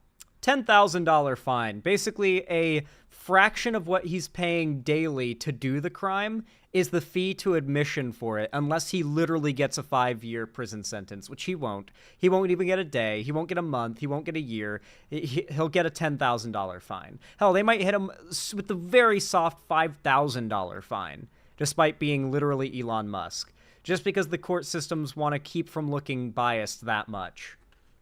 Like, Donald Trump has gotten an easy ride through court so many times just because the judges, A, are afraid of what will happen to them and their families if they are responsible for putting Trump in jail, and 2, because they don't want to look like they're biased against him. And so they actually overcorrect and play too soft with him. Like, Trump is constantly getting held in contempt of court with no consequences. It's insane. More than 5 years or both. So, as you can see, this section of the Voting Rights Act makes it illegal for any person to pay or offer to pay anyone for voting or registering to vote. And according to the Department of Justice, this kind of scheme doesn't need to be successful to be illegal. Quote, Section 10307C applies as long as a pattern of vote buying exposes a federal election to potential corruption, even though it cannot be shown that the threat materialized. This means we don't have to wait for the election to figure out if Musk's actions swayed voters before deeming it illegal. And the DOJ says, quote, the statute rests on the premise that potential voters can choose not to vote, that those who choose to vote have a right not to have the voting process diluted with ballots that have been procured through bribery, and that the selection of the nation's leaders should not degenerate into a spending contest, with the victor being the candidate who can pay the most voters. But most vote buying is not as simple as giving cash for votes, although that has happened before. For example, in 1996, the candidate running for sheriff and commissioner of Dodge County, Georgia, engaged in so much open vote buying that the magistrate called the atmosphere, quote, a successful flea market. The open bidding for votes was like an auction where both sides, quote, pay. Mind you, this might be a real discussion that would need to be had if, like, the Yang Gang had won. Who here even knows what that is? It's been, like, years now. Who remembers the Yang Gang? Everybody was like, we're going to get our free government stimulus every month, $1,000 from Andrew Yang. He's going to be the GOAT. And just for some fucking reason, his entire support base was Nazis. It was really bizarre. I forgot about them. Yeah, what a flashback I just gave you guys to the Yang Gang days. Paid the voter $20 to $40 after the voter cast his or her absentee ballot. Sometimes the cash payment occurred in the courthouse bathroom. But Musk's scheme is slightly less crass. Now, the courts interpret 10307C to include almost anything of value. For example, in U.S. versus Garcia, the Duval County welfare director was accused of a vote-buying scheme. She was responsible for issuing vouchers for food, clothing, prescriptions, and medical services to indigent persons in need of welfare assistance. And the government charged Garcia and 3 other people with giving welfare food vouchers to people in return for their promises to vote absentee for a certain local candidate in the Democratic primary election. And the 11th Circuit upheld their convictions and found that the term payment was broad enough to include any other item of value, such as welfare benefits. Now, whether the item... So I think if they actually charge Elon, they'll definitely find him guilty, because this is pretty overtly paying for votes, it seems, and it seems to be against the letter of the law. But man, it doesn't seem like there's even really any set, like, severe consequences anyway. So it's like, Elon probably knows what the worst case scenario is if he's found guilty of a crime here, and knows that it's a completely manageable situation for him. Item is something of value depends on, quote, the perspective of the voter receiving the item and not the person offering it. And not everything of value violates the law. Quote, free rides to the polls or providing employees paid leave while they vote are not prohibited. But what's the difference between a payment or welfare voucher and a ride? Well, the ride makes it easier to get to the polls, but it doesn't influence the individuals who have already decided to vote to actually cast their ballots. And this statute doesn't require proof that a voter was paid to support a specific candidate. This is actually really funny when you consider the right has been fighting against and trying to prosecute Dems or any organization that operates busing to polling stations. There are a lot of people who might not have transportation to go out and vote. They might be older, and so they need to get transported. Maybe they live in a nursing home. It is pretty common for busing to polling stations to be a thing, and that allows people who otherwise wouldn't be able to vote, and more votes means a lower chance of a Republican victory. It always has. And so it is the Republicans' prerogative to stop as many ballots from being cast as they can. And so they fought against and claimed it is election interference to simply provide transportation for any voter to go to the polling station. And yet now you've got Elon, Trump's best buddy, running a PAC for Trump, simultaneously bribing voters with millions of dollars to vote for Trump. Not a single whisper from their side about how unfair that is, of course. Offering something of value to get someone to vote or register to vote falls under its scope. For example, in 2008, Ben & Jerry's initially offered free ice cream on Election Day to anyone wearing an I voted sticker, but later adjusted the promotion to allow any sticker due to concerns about Section 10307C. As the company now acknowledges, quote, it turns out that giving away freebies as incentives for voting is not super legal, so we had to modify. If it's really that strict, then, I mean, that feels like an overstep. Really? No, that's completely fine. You get a free ice cream if you have an I voted sticker. That's a completely reasonable thing. You didn't vote for anyone in particular, you just voted. Why would it be illegal to give an incentive for simply voting? Period. That feels like an overreach of that law or an overcorrection of the law. And granted, maybe it was just the company, Ben & Jerry's, being careful because they're a big corporation with a lot of lawyers who are like, let's not skirt that line. But man, maybe Elon is really stepping over that line if Ben & Jerry's thought that promotion was edging on it too much. The offer. Free scoops for anyone who had a sticker on, voting related or otherwise. Bunch of freaking killjoys. Now, obviously, if you're legally buying votes, you'll want a good lawyer. But if you want a great lawyer, my law firm, the Eagle Team, can help. If you've gotten in a car crash, suffered a data breach, especially if you've got one of those data breach letters saying the information might have been leaked, or dealing with a workers' comp or social security issue, we can represent you or help find you the right attorney. Because it's so... Dude, if I ever end up in legal trouble, I'm hiring the Legal Eagle. You better believe it. Important to talk to a lawyer right away so you can get the best representation and find out what your options are. So just click on the link in the description or call the phone number on screen for a free consultation with my team. Because you don't just need a legal team, you need the Eagle Team. So click below. But the DOJ manual specifically references lottery chances as something of value. We checked and it doesn't seem like there's case law specifically on point about lotteries as vote bribing schemes, but the DOJ's interpretation carries significant weight. Now, to figure out whether any of Musk's activities are illegal, we have to look at each offer. And Elon's first gambit was offering voters in Pennsylvania the opportunity to see him give a speech as long as they signed the petition and already voted in the election. Now, this seems like a pretty clear offer of payment, which again means anything of value for voting. And it seems like this would violate Section 597 in the same way that the Ben & Jerry's offer did. But the first monetary offer was to pay registered voters $47 if they got another person to sign a petition. And the statute... You know what's so wild? What really just kind of should be screaming in the face of every voter about this entire election situation? Donald Trump is the most wealthy president of all time. Elon Musk is the richest man in the world, or one of the richest men in the world. They're buddies, working together to secure themselves both positions in government. And their supporters at least claim to be convinced that they're men of the people who understand the working class better than Kamala Harris.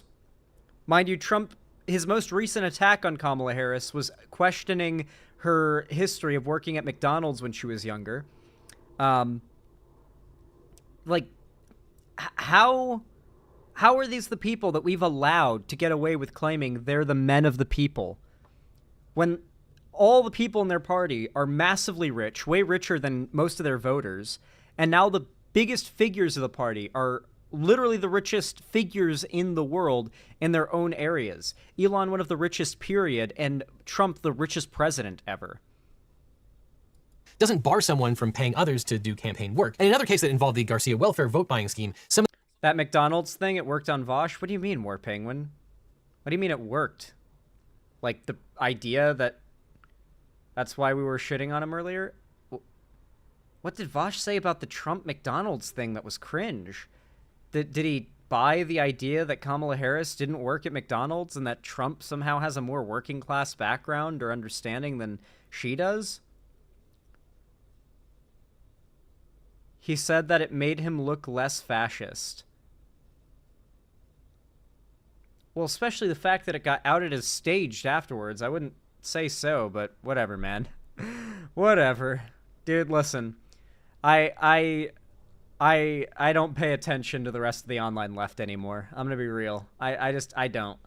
I don't pay attention to what the rest of the online left are up to these days unless it's so relevant to like the general political space, like the Hassan stuff, that I don't even care, man. I don't give a shit. Some of the defendants argue that they were paid cash to do campaign work, like handing out posters. But the Fifth Circuit Court of Appeals upheld several convictions, saying the jury had enough evidence that people were actually given The chatter's exaggerating? That's what I figure, okay. $30 to vote, not to do other activities for the candidates. And Elon's PAC is hiring people. If you click on the At America PAC Twitter page, you can apply for canvassing jobs in swing states. And that's perfectly legal. However, the statute specifically prohibits payments, quote, for registration to vote. And the Justice Department says that Section 10307C does not apply to payments made to signature gatherers for voter registration such individuals may obtain. However, such payments become actionable under Section 10307C if they are shared with the person being registered. Now, to appear on a ballot, candidates often need to collect a certain number of signatures from registered voters. And when someone approaches you at Target and asks you to add your signature, that's totally legal, even if that person is being paid to do the work. But it becomes illegal if they pay you for signing your name. And while Musk could argue that the $47 payments are for campaign work,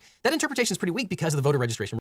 Another thing I feel important to point out, isn't it funny how Trump and Elon are so unconfident in people genuinely falling behind them to support Trump that they have to bribe people to try and like mobilize support. They're that desperate and willing to play that dirty. Requirement. Restricting the payments to registered swing state voters suggests the intent was to pay people to register, and it really had nothing at all to do with the petition. Although those who signed the petition certainly gave Musk valuable data for a big mailing list. And later he raised the amount to $100 specifically for Pennsylvania voters. That runs into the same problem as the $47. The petition supporting the First and Second Amendments is meaningless. But it's pretty obvious why they did this. Someone who supports the Second Amendment so much they're willing to sign a petition of support for it is probably going to vote for Donald Trump. So they're clearly counting on the selection bias here. And the money is being provided specifically for registered. Which hilariously, hey guys, Biden's been president for 4 years. His presidency is almost over. Do you know how many anti-gun legislations Biden has passed or been behind? Not one. Not a single one.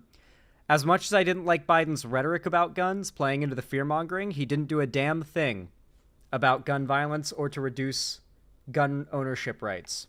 You know who did? You know who passed a gun ban that is notoriously hated by Republicans and conservatives, but rarely ever associated with the guy who physically signed the bill passing it? The bump stock ban. A ban that exists solely to play into the deranged fear that fire rate equals, like, entering an echelon of insane, like super weapon, right? This is something that, like, pro-gun people in America have been trying to fight against as, like, at the forefront of the issue, is the idea that fire rate should be a category by which guns are banned or restricted. And the bump stock allowed for semi-automatic rifles, particularly AR-15s, to simulate full auto fire by using the recoil of the gun to make your finger pull the trigger like way faster than you could realistically do yourself. And it essentially turns a semi-auto full auto. It can even make it go faster than most full autos would. And it got banned. Trump signed that ban. The idea that the Second Amendment bros are still solely behind Trump when the Democrats, in the last 2 presidencies, only the Republican has done anything to harm their gun rights, and it was the bump stock ban, one of the biggest things talked about within the world of gun ownership when it was a thing, never associated with Trump, because God forbid they let something they think is bad that Trump did harm Trump's ability to win. How do you get that lost in the sauce? Like, I'm a gun dude. I like guns, but I'm a lefty. How do you, as a gun dude who's a conservative, look at a guy who is actually more of a threat to your gun rights and still support him by knowingly lying about the things he's done with your gun rights? Like, are you even fighting to preserve your Second Amendment rights, or are you just doing it in name only? Because Biden did nothing to harm your gun rights. Trump did. Voters who reach out to other registered voters. And election law expert and UCLA law professor Rick Hasson, who's usually a very sober voice on election law, says, quote, though some of the other things Musk was doing were of murky legality, this one is clearly illegal. But wait, there's more. You might recall that Elon also offered a lottery. Quote, all you need to do is sign the At America petition in support of constitutional rights to free speech and bear arms to have a daily chance of winning $1 million. You can be from any or no political party, and you don't even have to vote. Now, we recently talked about the legality. Zan, I would say it's actually -1 because he passed a gun policy that being the repealing of the bump stock ban. Was that Trump or Biden? TSW Shadow Wolf. Did Biden repeal the bump stock ban? Or did Trump repeal the bump stock ban? Because as far as I'm aware, bump stocks are still banned, bro. Biden did? No shot. I thought bump stocks were still banned. You covered it? No. Did I? Biden unbans bump stocks. Really? No, it wasn't Biden. It was the Supreme Court. Biden urged Congress to ban bump stocks again after the Supreme Court unbanned them. So no, it was actually Trump's Supreme Court, to be fair, that ruled the bump stock ban, which Trump passed, unlawful. I guess that's why it's so nice for them to have the Republican Supreme Court that can do things like axe Roe v. Wade and undo unpopular things Trump does, so that they can undo these things. But yeah, I guess bump stocks are allowed again. Damn. What weed does to your long-term memory? Well, Sinise, I don't know if you know this, but ever since I got into guns, I haven't smoked weed. I'm not sure if you're aware of this. I mean, you can see, like, this is nicotine, dog. Look. This is a fly clip? I don't know. It's nicotine. It's mint-flavored. I had to quit weed a while ago. I've been weed-free for a long time. Trust me, it sucks. Still under Biden admin, so that's probably why I got confused. Fair, yeah, fair. But once again, under Biden, we did see the bump stock ban go away, and under Trump, he physically passed the bump stock ban, so just saying. Of some of Mr. Beast's old lotteries. Lotteries are distinct from sweepstakes, which are legal. Sweepstakes are games where a person is chosen randomly to win a prize, and sweepstakes participants do not need to give consideration to enter. And a raffle is, quote, an activity in which people buy tickets with different numbers, some of which are later chosen to win prizes, that's organized in order to make money for a good social purpose. And in fact, Kamala Harris is actually holding a sweepstakes right now. Quote, we're inviting one lucky supporter and a friend to our Get Out the Vote concert. And although you can donate to enter the sweepstakes, you don't have to pay anything at all. If you click on the link and enter your email, you can enter without contributing. But Elon's offer, on the other hand, is clearly an illegal lottery. A lottery becomes illegal if it involves 3 key elements. 1, consideration, 2, chance, and 3, a prize. Now, consideration refers to a payment or something of value given to enter the lottery. Chance means the outcome is based on luck rather than skill, and a prize is a reward given to the winner. And if all 3 elements are present, the lottery is generally illegal unless it's specifically authorized by state law, such as a state-run lottery. And the DOJ says that a lottery should be considered a thing of monetary value that constitutes vote buying in violation of Section 10307C. And it looks like it also violates state law as well. Musk's $1 million lottery also violates 18 Pennsylvania Crimes and Offenses Code, Section 5512, which defines and prohibits illegal lotteries in Pennsylvania. In fact, Pennsylvania Governor Josh Shapiro— Man, maybe Elon's going to have to avoid Pennsylvania because he'll have a warrant out in that state. That'd be funny as shit. Called the scheme concerning and said law enforcement should look at it. So you think it might not be legal, yes or no? I think it's something that law enforcement can take a look at. I'm not the Attorney General anymore of Pennsylvania. I'm the governor, but it does raise some serious questions. And that's probably because in Pennsylvania, vote buying is also prohibited by state law under 25 Pennsylvania Statute Section 3539, which specifically addresses bribery in elections. And it says, quote, any person who shall directly or indirectly give or promise to offer to give any gift or reward in money, goods, or other valuable thing to any person with intent to induce him to vote or refrain from voting for any particular candidate or candidates, or who shall directly or indirectly procure for or offer or promise to procure for such person any such gift or reward with the intent aforesaid, shall be sentenced to pay a fine not exceeding $15,000 or to undergo an imprisonment of not more than 7 years or both. Well, granted, these laws were probably written like 1,000 years ago, although I think this one in particular was actually written by, I think this was passed by Bush, updated by Trump, ironically. This particular, not the state one, but the federal one was updated by Trump and passed by Bush initially in the early 2000s. So it's not really that old, but man, how the fuck are the fines so lax? Maybe the fines are so lax because Trump's the one who updated this. Maybe it was way more severe when George Bush passed this idea, this policy. Xanderhall, by the Supreme Court, the guns that can't be banned are the same that both military and citizens have access to them. That clarify bolt-action rifles, handguns, pistols, and shotguns, not the ARs. The military version is different from the civilian version. Yeah, the AR-15 is the civilian version. I think the military version is something else entirely. An AR is just a semi-auto civilian rifle. Yeah, it's like meant to be like a civilian M16, I think. Yeah, I thought it was meant to be. Yeah, I guess it is an M16. All right. Thank you, man. I've never fired an M16 before. I think I've shot an AR-15 once or twice, but when I did shoot an AR-15, both those times it was Demon Mama's, back when I was friends with her, and her AR-15 was like, there was something wrong with it. I think it might have not even been the gun, but might have just been her magazines. I think they weren't feeding rounds into the chamber properly, so you could only do like one shot at a time, which kind of, you might as well be shooting a bolt action at that point, a 5.56 bolt action. So yeah, I haven't really gotten the AR-15 experience from shooting one, but I've fired one technically, just not the full experience because of the feed issue. But anyway, back to it.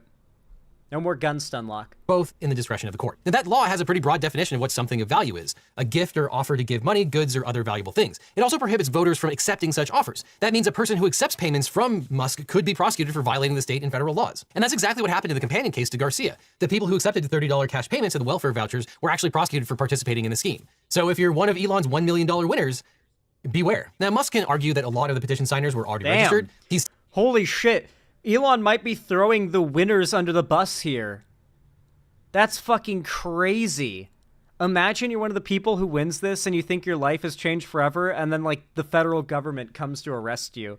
That goes crazy. Stated that the lottery is just and would be absolutely hilarious, by the way. I really hope that happens. About the petition, quote, you don't have to vote, just sign a petition saying you support the Constitution. Now, that's probably his best defense, saying it was more about harvesting email and contact information for these people than it was about actually getting people to vote. But the lottery isn't restricted to people who are already registered. You can sign the petition, but you're not entered to win $1 million unless you register by the deadline in swing states. And the goal is to get more people registered. And in some ways, this is uncharted water. There isn't a case directly on point that deals with this sort of indirect, but clearly intended to be directly related to registration or voting kind of case. And it could be a strong counterargument that neither Musk's payments or the lottery are payments to directly register to vote. If we treat Musk's words credulously, then all he's doing is giving people a little cash to sign a petition supporting the Constitution. He knows what he's doing, and obviously Legal Eagle also knows that Elon knows what he's doing. And probably building a donor list. And that's definitely legal. But if Musk took the information about the voters who signed the petition, then offered them something of value to vote for Trump, that would probably be illegal, but he would obviously argue that's not what happened here. So for a court to conclude that Musk violated these state or federal statutes, the court would have to say that the monetary incentive is not about the petition, that the petition was just a ruse for the real plan, which was to give people cash payments and a shot at $1 million to induce people to register to vote. And that indirectness definitely makes it a less clear case of campaign fraud and possibly an edge case. But as we've discussed, there's evidence against this interpretation. Even if that ends up being like found to be the case, how hilarious would it be that the right like has tried to destroy Taylor Swift because she simply said register to vote? Meanwhile, Elon Musk is bribing people to register to vote. And that's not a problem. And as well, the government could say that Musk only created the payments for voters who registered, and the program was announced right before the registration deadlines, so we can infer that he was paying people to register. But on the other side, Musk would simply say it's too indirect to violate the law. He didn't pay them to register to vote. He paid people to sign a petition, and the only ones he paid happened to be registered voters. So there's no way the payment could induce registration, let alone voting. And then making things even more surreal, Cards Against Humanity, which is suing Musk over Tesla destroying his land, made a similar offer in response to Musk. The company's offering $100 to people. Cards Against Humanity owning land that Tesla fucked up is such a bizarre sentence. Why does Cards Against Humanity own land? Like, I don't know why they own land. I assume there's a reason for it. I mean, I assume they would own land for their manufacturing of cards, but like, what? I don't really... Just bizarre, you know? It's just a very bizarre headline. Who did not vote in 2020, but will vote in 2024. They announced this on... I think it was to troll the border wall. Oh yeah, I think it did have something to do with the border wall. It was like San Diego where this happened, right? Yeah, it was? Yeah, okay. All right, I think I remember that more now. Yeah, they were fucking with Trump's border wall plans. And Elon Musk and Tesla tried to interfere with their interference, and that ended up breaking the law, and so now they're getting sold. Or, not sold, fucking sued. Cards Against Humanity trolled Trump. Tesla tried to counter-troll and is now getting sued for trying to counter-troll. Amazing. Twitter of all places, they said, quote, stop masturbating and listen up, America. If you didn't vote in 2020, Cards Against Humanity will pay you to apologize making a voting plan and publicly post hashtag Donald Trump is a human toilet, up to $100 if you live in a swing state and lean blue. And they're asking people in swing states to check their voter registration and make a plan to vote. And that seems to be similar, legal? if more parodical version of what Musk is doing, and they can also make the same That's definitely going too far. Arguments, they aren't paying someone to vote or to register. They're just asking people to make plans to vote. They say, quote, it's a crazy legal loophole that we can just start a super PAC, buy the personal voting records of every American on the internet, and then pay blue-leaning non-voters to apologize and make a voting plan. This whole thing should probably be illegal. Well, Cards Against Humanity may... Well, okay, never mind. Their whole thing is literally trying to bring attention to it and make it become illegal. All right. I take it back. Cards Against Humanity is based here. They're literally doing the thing and then constantly calling attention to why this should not be legal. That's more of like a publicity stunt to bring attention to a problem than taking advantage of the problem for gain. Maybe it is. So if convicted, Musk faces up to 5 years in prison for the federal offense alone. But as Spencer the Scala has explained, the amount of time a person gets for violating federal law depends on federal sentencing guidelines. And under those guidelines, paying people to register or vote carries a base offense level of 12. And soliciting or accepting payment has a base level offense of 6, but offering or making payments, as Musk did, increases the base offense level to 12. And Musk could also face a 4-level increase because he was an organizer or leader of a criminal activity involving 5 or more participants. So if he was convicted at trial, he'd likely face sentencing based on an offense level of 16 or 14 if he pled guilty. So maybe a sentence of 2 years. But the question is whether the DOJ or the state prosecutors in Pennsylvania will act on this. The Department of Justice is unlikely to do anything about this until after the election. The DOJ has a policy which discourages federal prosecutors from taking overt investigative or prosecutorial actions related to candidates or elections within 60 days of a general election. The goal of that policy is to avoid influencing or appearing to influence the outcome of an election. But this policy is not a formal rule or law, but rather a practice based on... It's such bullshit that, like, every authority figure that is meant to keep people like this in line are so afraid of interfering with the election that they're willing to basically let Trump just possibly win and take office when everyone knows there can be no justice if he does and he becomes president, and they want to wait until after that. All good if Trump loses and then the justice comes along. I guess that's fine too, but if he wins, you've lost your opportunity. You've thrown it away. DOJ traditions and internal memoranda, such as the 2012 memo issued by then Attorney General Eric Holder. The 60-day window is meant to prevent any political impact on public opinion, where news of an investigation could unfairly sway voters. But this policy isn't absolute. The DOJ retains discretion to take action if a situation is deemed critical or urgent enough to warrant it, regardless of the timing. And a group of Republicans who served in government wrote a letter to Attorney General Merrick Garland urging him to act. They write that, quote, "We are aware of nothing like this in modern political history. Law enforcement agencies are appropriately reluctant to take action shortly before elections that could affect how people vote. But serious questions arising under laws that directly regulate the voting process must be an exception. Otherwise, individuals may act with impunity, with consequences, if any, coming only long after the damage is already done." Now, if Musk does end up going to jail, he'll probably want to win. Exactly. Why put it off until Trump has possibly already won? At that point, it's not just putting it off until after the damage has already been done. You've thrown away your opportunity to do any justice, because the damage is done, he's gained power, and he's immune. Really good meal, especially if it helped him slim down because he's been looking a little portly lately.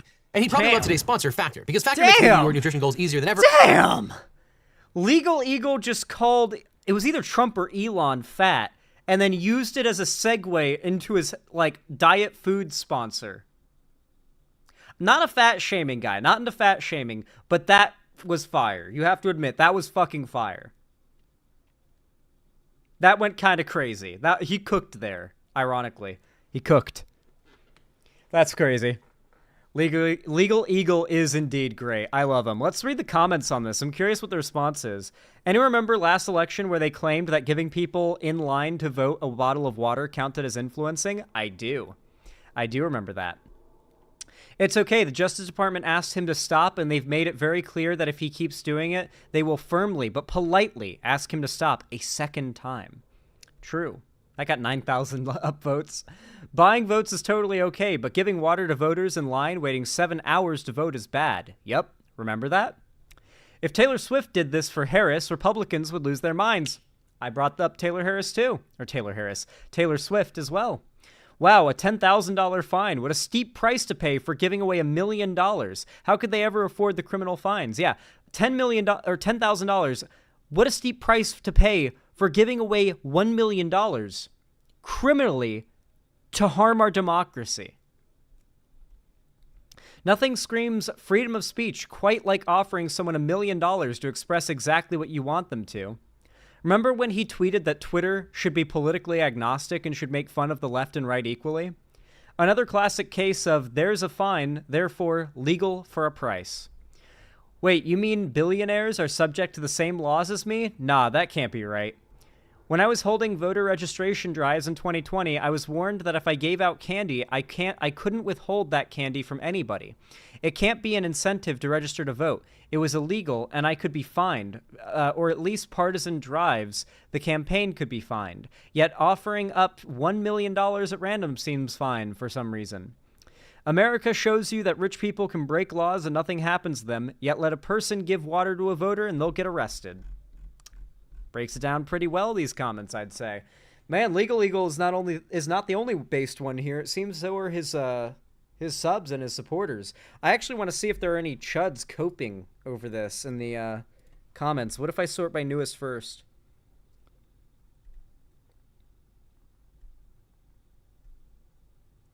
If it wasn't for Legal Eagle, I would have voted for Kamala Harris. His videos have convinced me that democracy is on the line, so I'm absolutely voting Trump.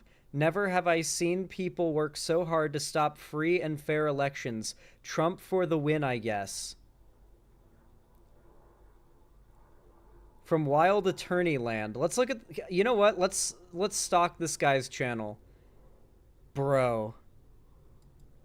9 years ago, this guy uploaded some Minecraft videos. What the fuck? Dude. Wild Attorney Claims. A Minecraft world on Xbox 360.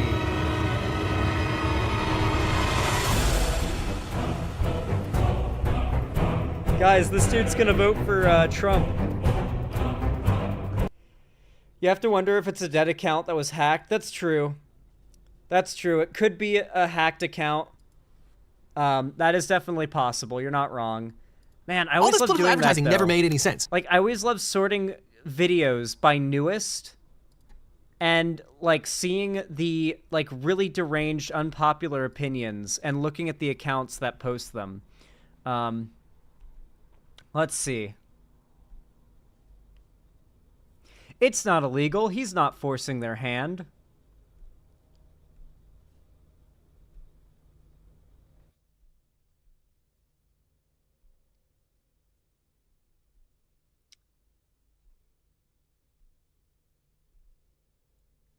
Elon is awesome. Let's go. Trump 2024. All of these accounts have, like, nonsense names and no profile pictures, by the way. Except he isn't doing that. It one step removed. He is paying people to sign a petition after they register to vote. Well, what Zuckerberg in 2020 is way closer to buying votes than what Elon did. I can't be the only one that heard this news and immediately thought, and now, folks, it's time for the Who Do You Trust? What?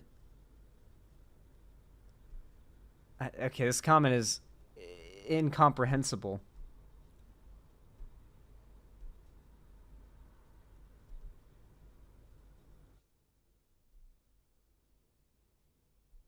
The sound of the highlighter is so annoying when I'm only listening, lol. This is why I consider half of my commenters, and if you're mad about this, I don't mean you.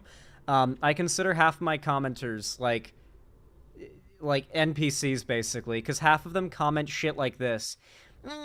The sound of the highlighter effect is so annoying when you're only listening. Like, just fucking complaining about, like, the most nothing shit. Guys, did you even notice the sound of the highlighter effect? Here, let me play a bit that shows it. Who here was bothered by that? But this is, like, legitimately the kind of things people complain about in comments. Random side tangent, but good God. Section 3539, imagine being annoyed which by this specifically addresses bribery in elections. That you comment. And it says, quote, any person who shall directly or indirectly... That noise was annoying enough to them that they needed to comment about it.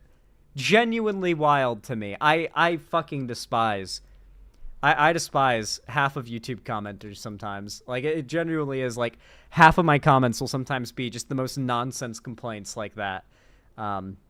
Seriously, I recommend you read my comments from time to time and just see how ridiculous they are. It will be fun even for you guys. Anyway, if you enjoyed this video, you thought it was entertaining, enjoyable, or even educational, then please consider leaving a like, whether it be on the stream, on my VOD, or my video. It really does help a lot. Every thumbs up in real time, boosting the channel and the algorithm. If you want to drown out some of those cringe comments like the one we just read, then consider leaving a comment down below telling me what you thought of the video. And of course, If you don't know, the comments also help to compound the benefit of the likes, which really helps the channel a ton, and I really appreciate it. And if you haven't already, make sure to also subscribe and ring the bell icon to turn on all notifications so YouTube actually tells you when I go live or upload a new video, because if you don't, it won't. And of course, if you want to see more from me on other platforms, you can follow my social medias, linked down below in the description. And on top of that, you can join my fan Discord, which is also linked down below in the description. It is totally free to join. I actually host weekly game events, call-in streams, or watch parties there. And tomorrow night, in fact, I'm hosting a watch party of the next 3 episodes of Season 1 of The Walking Dead. So I really do hope to see some of you guys in there getting spooked with us before Halloween. And of course, finally, if you want to support me directly, help me keep the lights on and a roof above my head here at the Xander Hall studio, then please consider donating, subscribing, or gifting a sub on my website, xanderhall.com/live. Or support me financially through YouTube, Twitch, Streamlabs, Stream Elements, Patreon, or buying merch at the Streamlabs link down below. But regardless of how you support me, thank you so much for watching, and as always, have a good one. How do you guys like that segment? I feel like it came out pretty raw. I'd say today was a pretty good, cozy stream. What is the gayest thing you've ever seen? I saw 2 guys kiss once. That was pretty gay.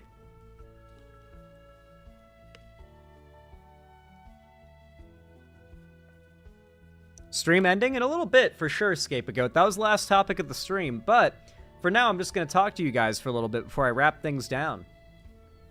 Or wind things down, I should say.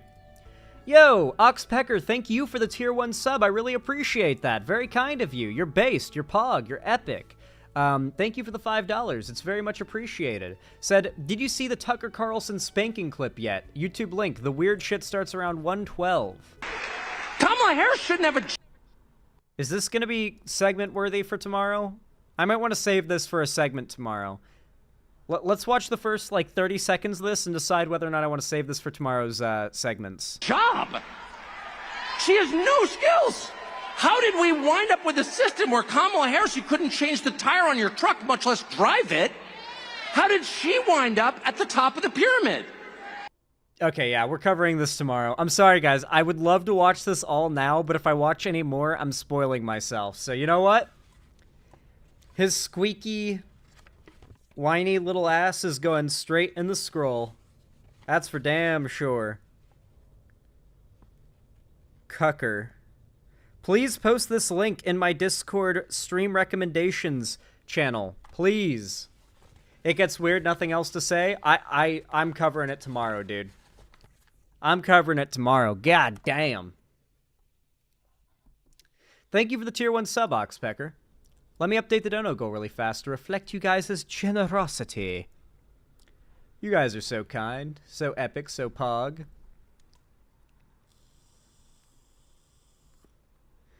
Hi for engagement. Thank you, King Crimson's #1 fan. As if he has ever changed a tire. True, Tucker has never changed a tire. That's for damn sure. You're not wrong. He has, in fact, never done that. By the way, guys, if you don't know, off stream, I have been hella addicted to Stardew Valley. Have you ever seen that hilarious channel called Girlfriend Reviews?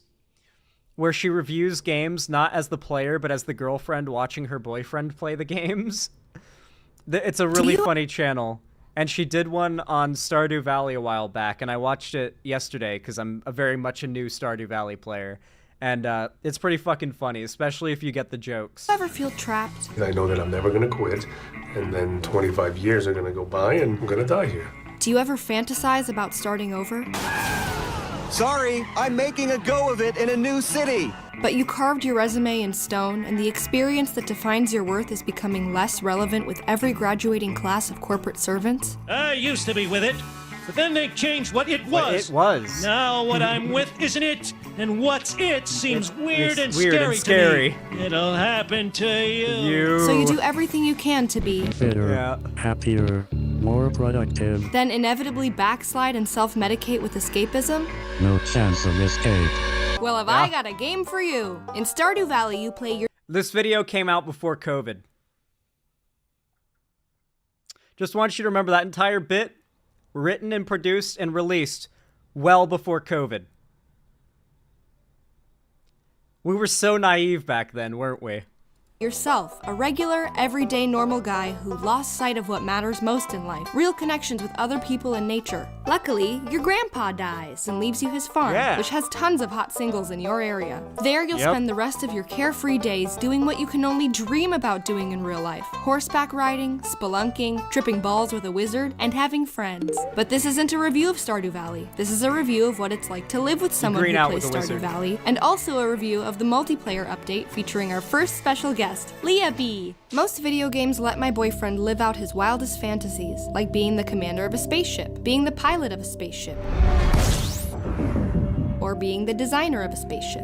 Colonel, hell yeah. You better take a look at this radar. It looks like a It's giant. beautiful. Willie is living out his more down-to-earth fantasies, though, which is what Stardew Valley Willie. is all about. Getting off the grid, living self-sustainably, and going where they're always glad he came. Sometimes you wanna go where everybody knows your name. It is kind of like Cheers. This is a game about escape that makes you feel like you've escaped. I've never seen my boyfriend so immersed in something, and I've watched him roll around on the floor in VR. It's almost a form of hypnosis, or meditation, or at the very least, drug addiction. Stardew Valley will make you lose your sense of self. You'll be literally taking a break from all your worries. even something that appears to be a mindless chore like watering plants is actually part of a pleasant critical thinking routine in which you'll plan your day, week, month, or even year. Oh, yeah. This masterfully Lot of calculated planning. balance of immediate tasks and future objectives is what will keep you from remembering the immediate tasks and future objectives in your actual life. Seriously, I asked my boyfriend what he was doing tomorrow and he said the flower festival. For a second I was like, ooh, a surprise for me? Then for a much more realistic second I was like, Disappointed! that transportive, Damn right. escapist, autonomous gameplay does not translate to a backseat You got gamer. though. started While to my play. boyfriend was picking green beans, he was probably thinking to himself, okay, the blacksmith should have my gold axe ready, then I'll unlock minecart travel at the community center, and as usual flirt with my boo Abigail. But I would be thinking, yup, I'm watching a dude pick green beans. I bet he gives one to his little video game girlfriend. Luckily, when he relapsed last It's such a good video. And such a good game. It's a very good game. A very good game. Stardew Valley stream when? Probably when I do my next debate. It's a pretty good game for playing in the background while debating people or doing call-ins, definitely. Tyler update, good news. How's his surgery recovery? Is he doing well? Yo, Aridian Knight, thank you for the $5 super chat. Says, you gotta react to some No FX. I feel like you'd love the humor. No FX, I'll have to look into it. Sounds interesting. Who's he debating? No one right now. I'm saying when I do my next debate or call-in stream, then Stardew would be the good game to put in the background. I was answering someone else's question. You responded to my answer to that question with a question unrelated. Well, honey, I'm not debating anyone right now. Anyway. Send screen. What's going on? Wait, did you DM me? I gotta dig through my DM request. Oh. Is it here?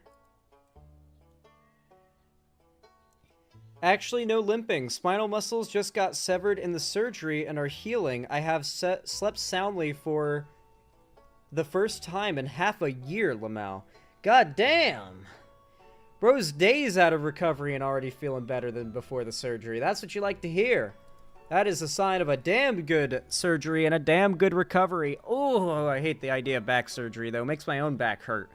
Oh, fuck, man. I need to pop my back now. Oh. No, it's linked. I saw it, Redo. I saw it. Good news, though. Very good news. I love to hear it. I'm glad his surgery went well. Anyway, though, guys, I think here is where I am going to wrap things up for the night. We'll never watch your nonsense again. That's fine, Kevin Wolverton. I don't know why you felt the need to comment that. I'll just go ahead and ban you so I can expedite your leaving. With that said, I must expedite my leaving as well. Thank you all so much for watching. I love you all very much. Thank you for the kind words and support today, from the donos to the likes to the comments in the chat, even the dumb fucks like Kevin Wolverton. Thank you all so much for watching. I love you all very much. Have a great rest of your day or evening. It's probably the evening for you. And yeah, with all that said, I hope to see you guys tomorrow, because I'm also streaming tomorrow, and of course doing a watch party tomorrow night, so be sure to set your schedules clear tomorrow night for the watch party. Watching 3 more episodes of The Walking Dead, getting nice and spooked before Halloween. Anyway, guys, I love you all very much, and as always, have a good one. Bye-bye. Doo-doo fart.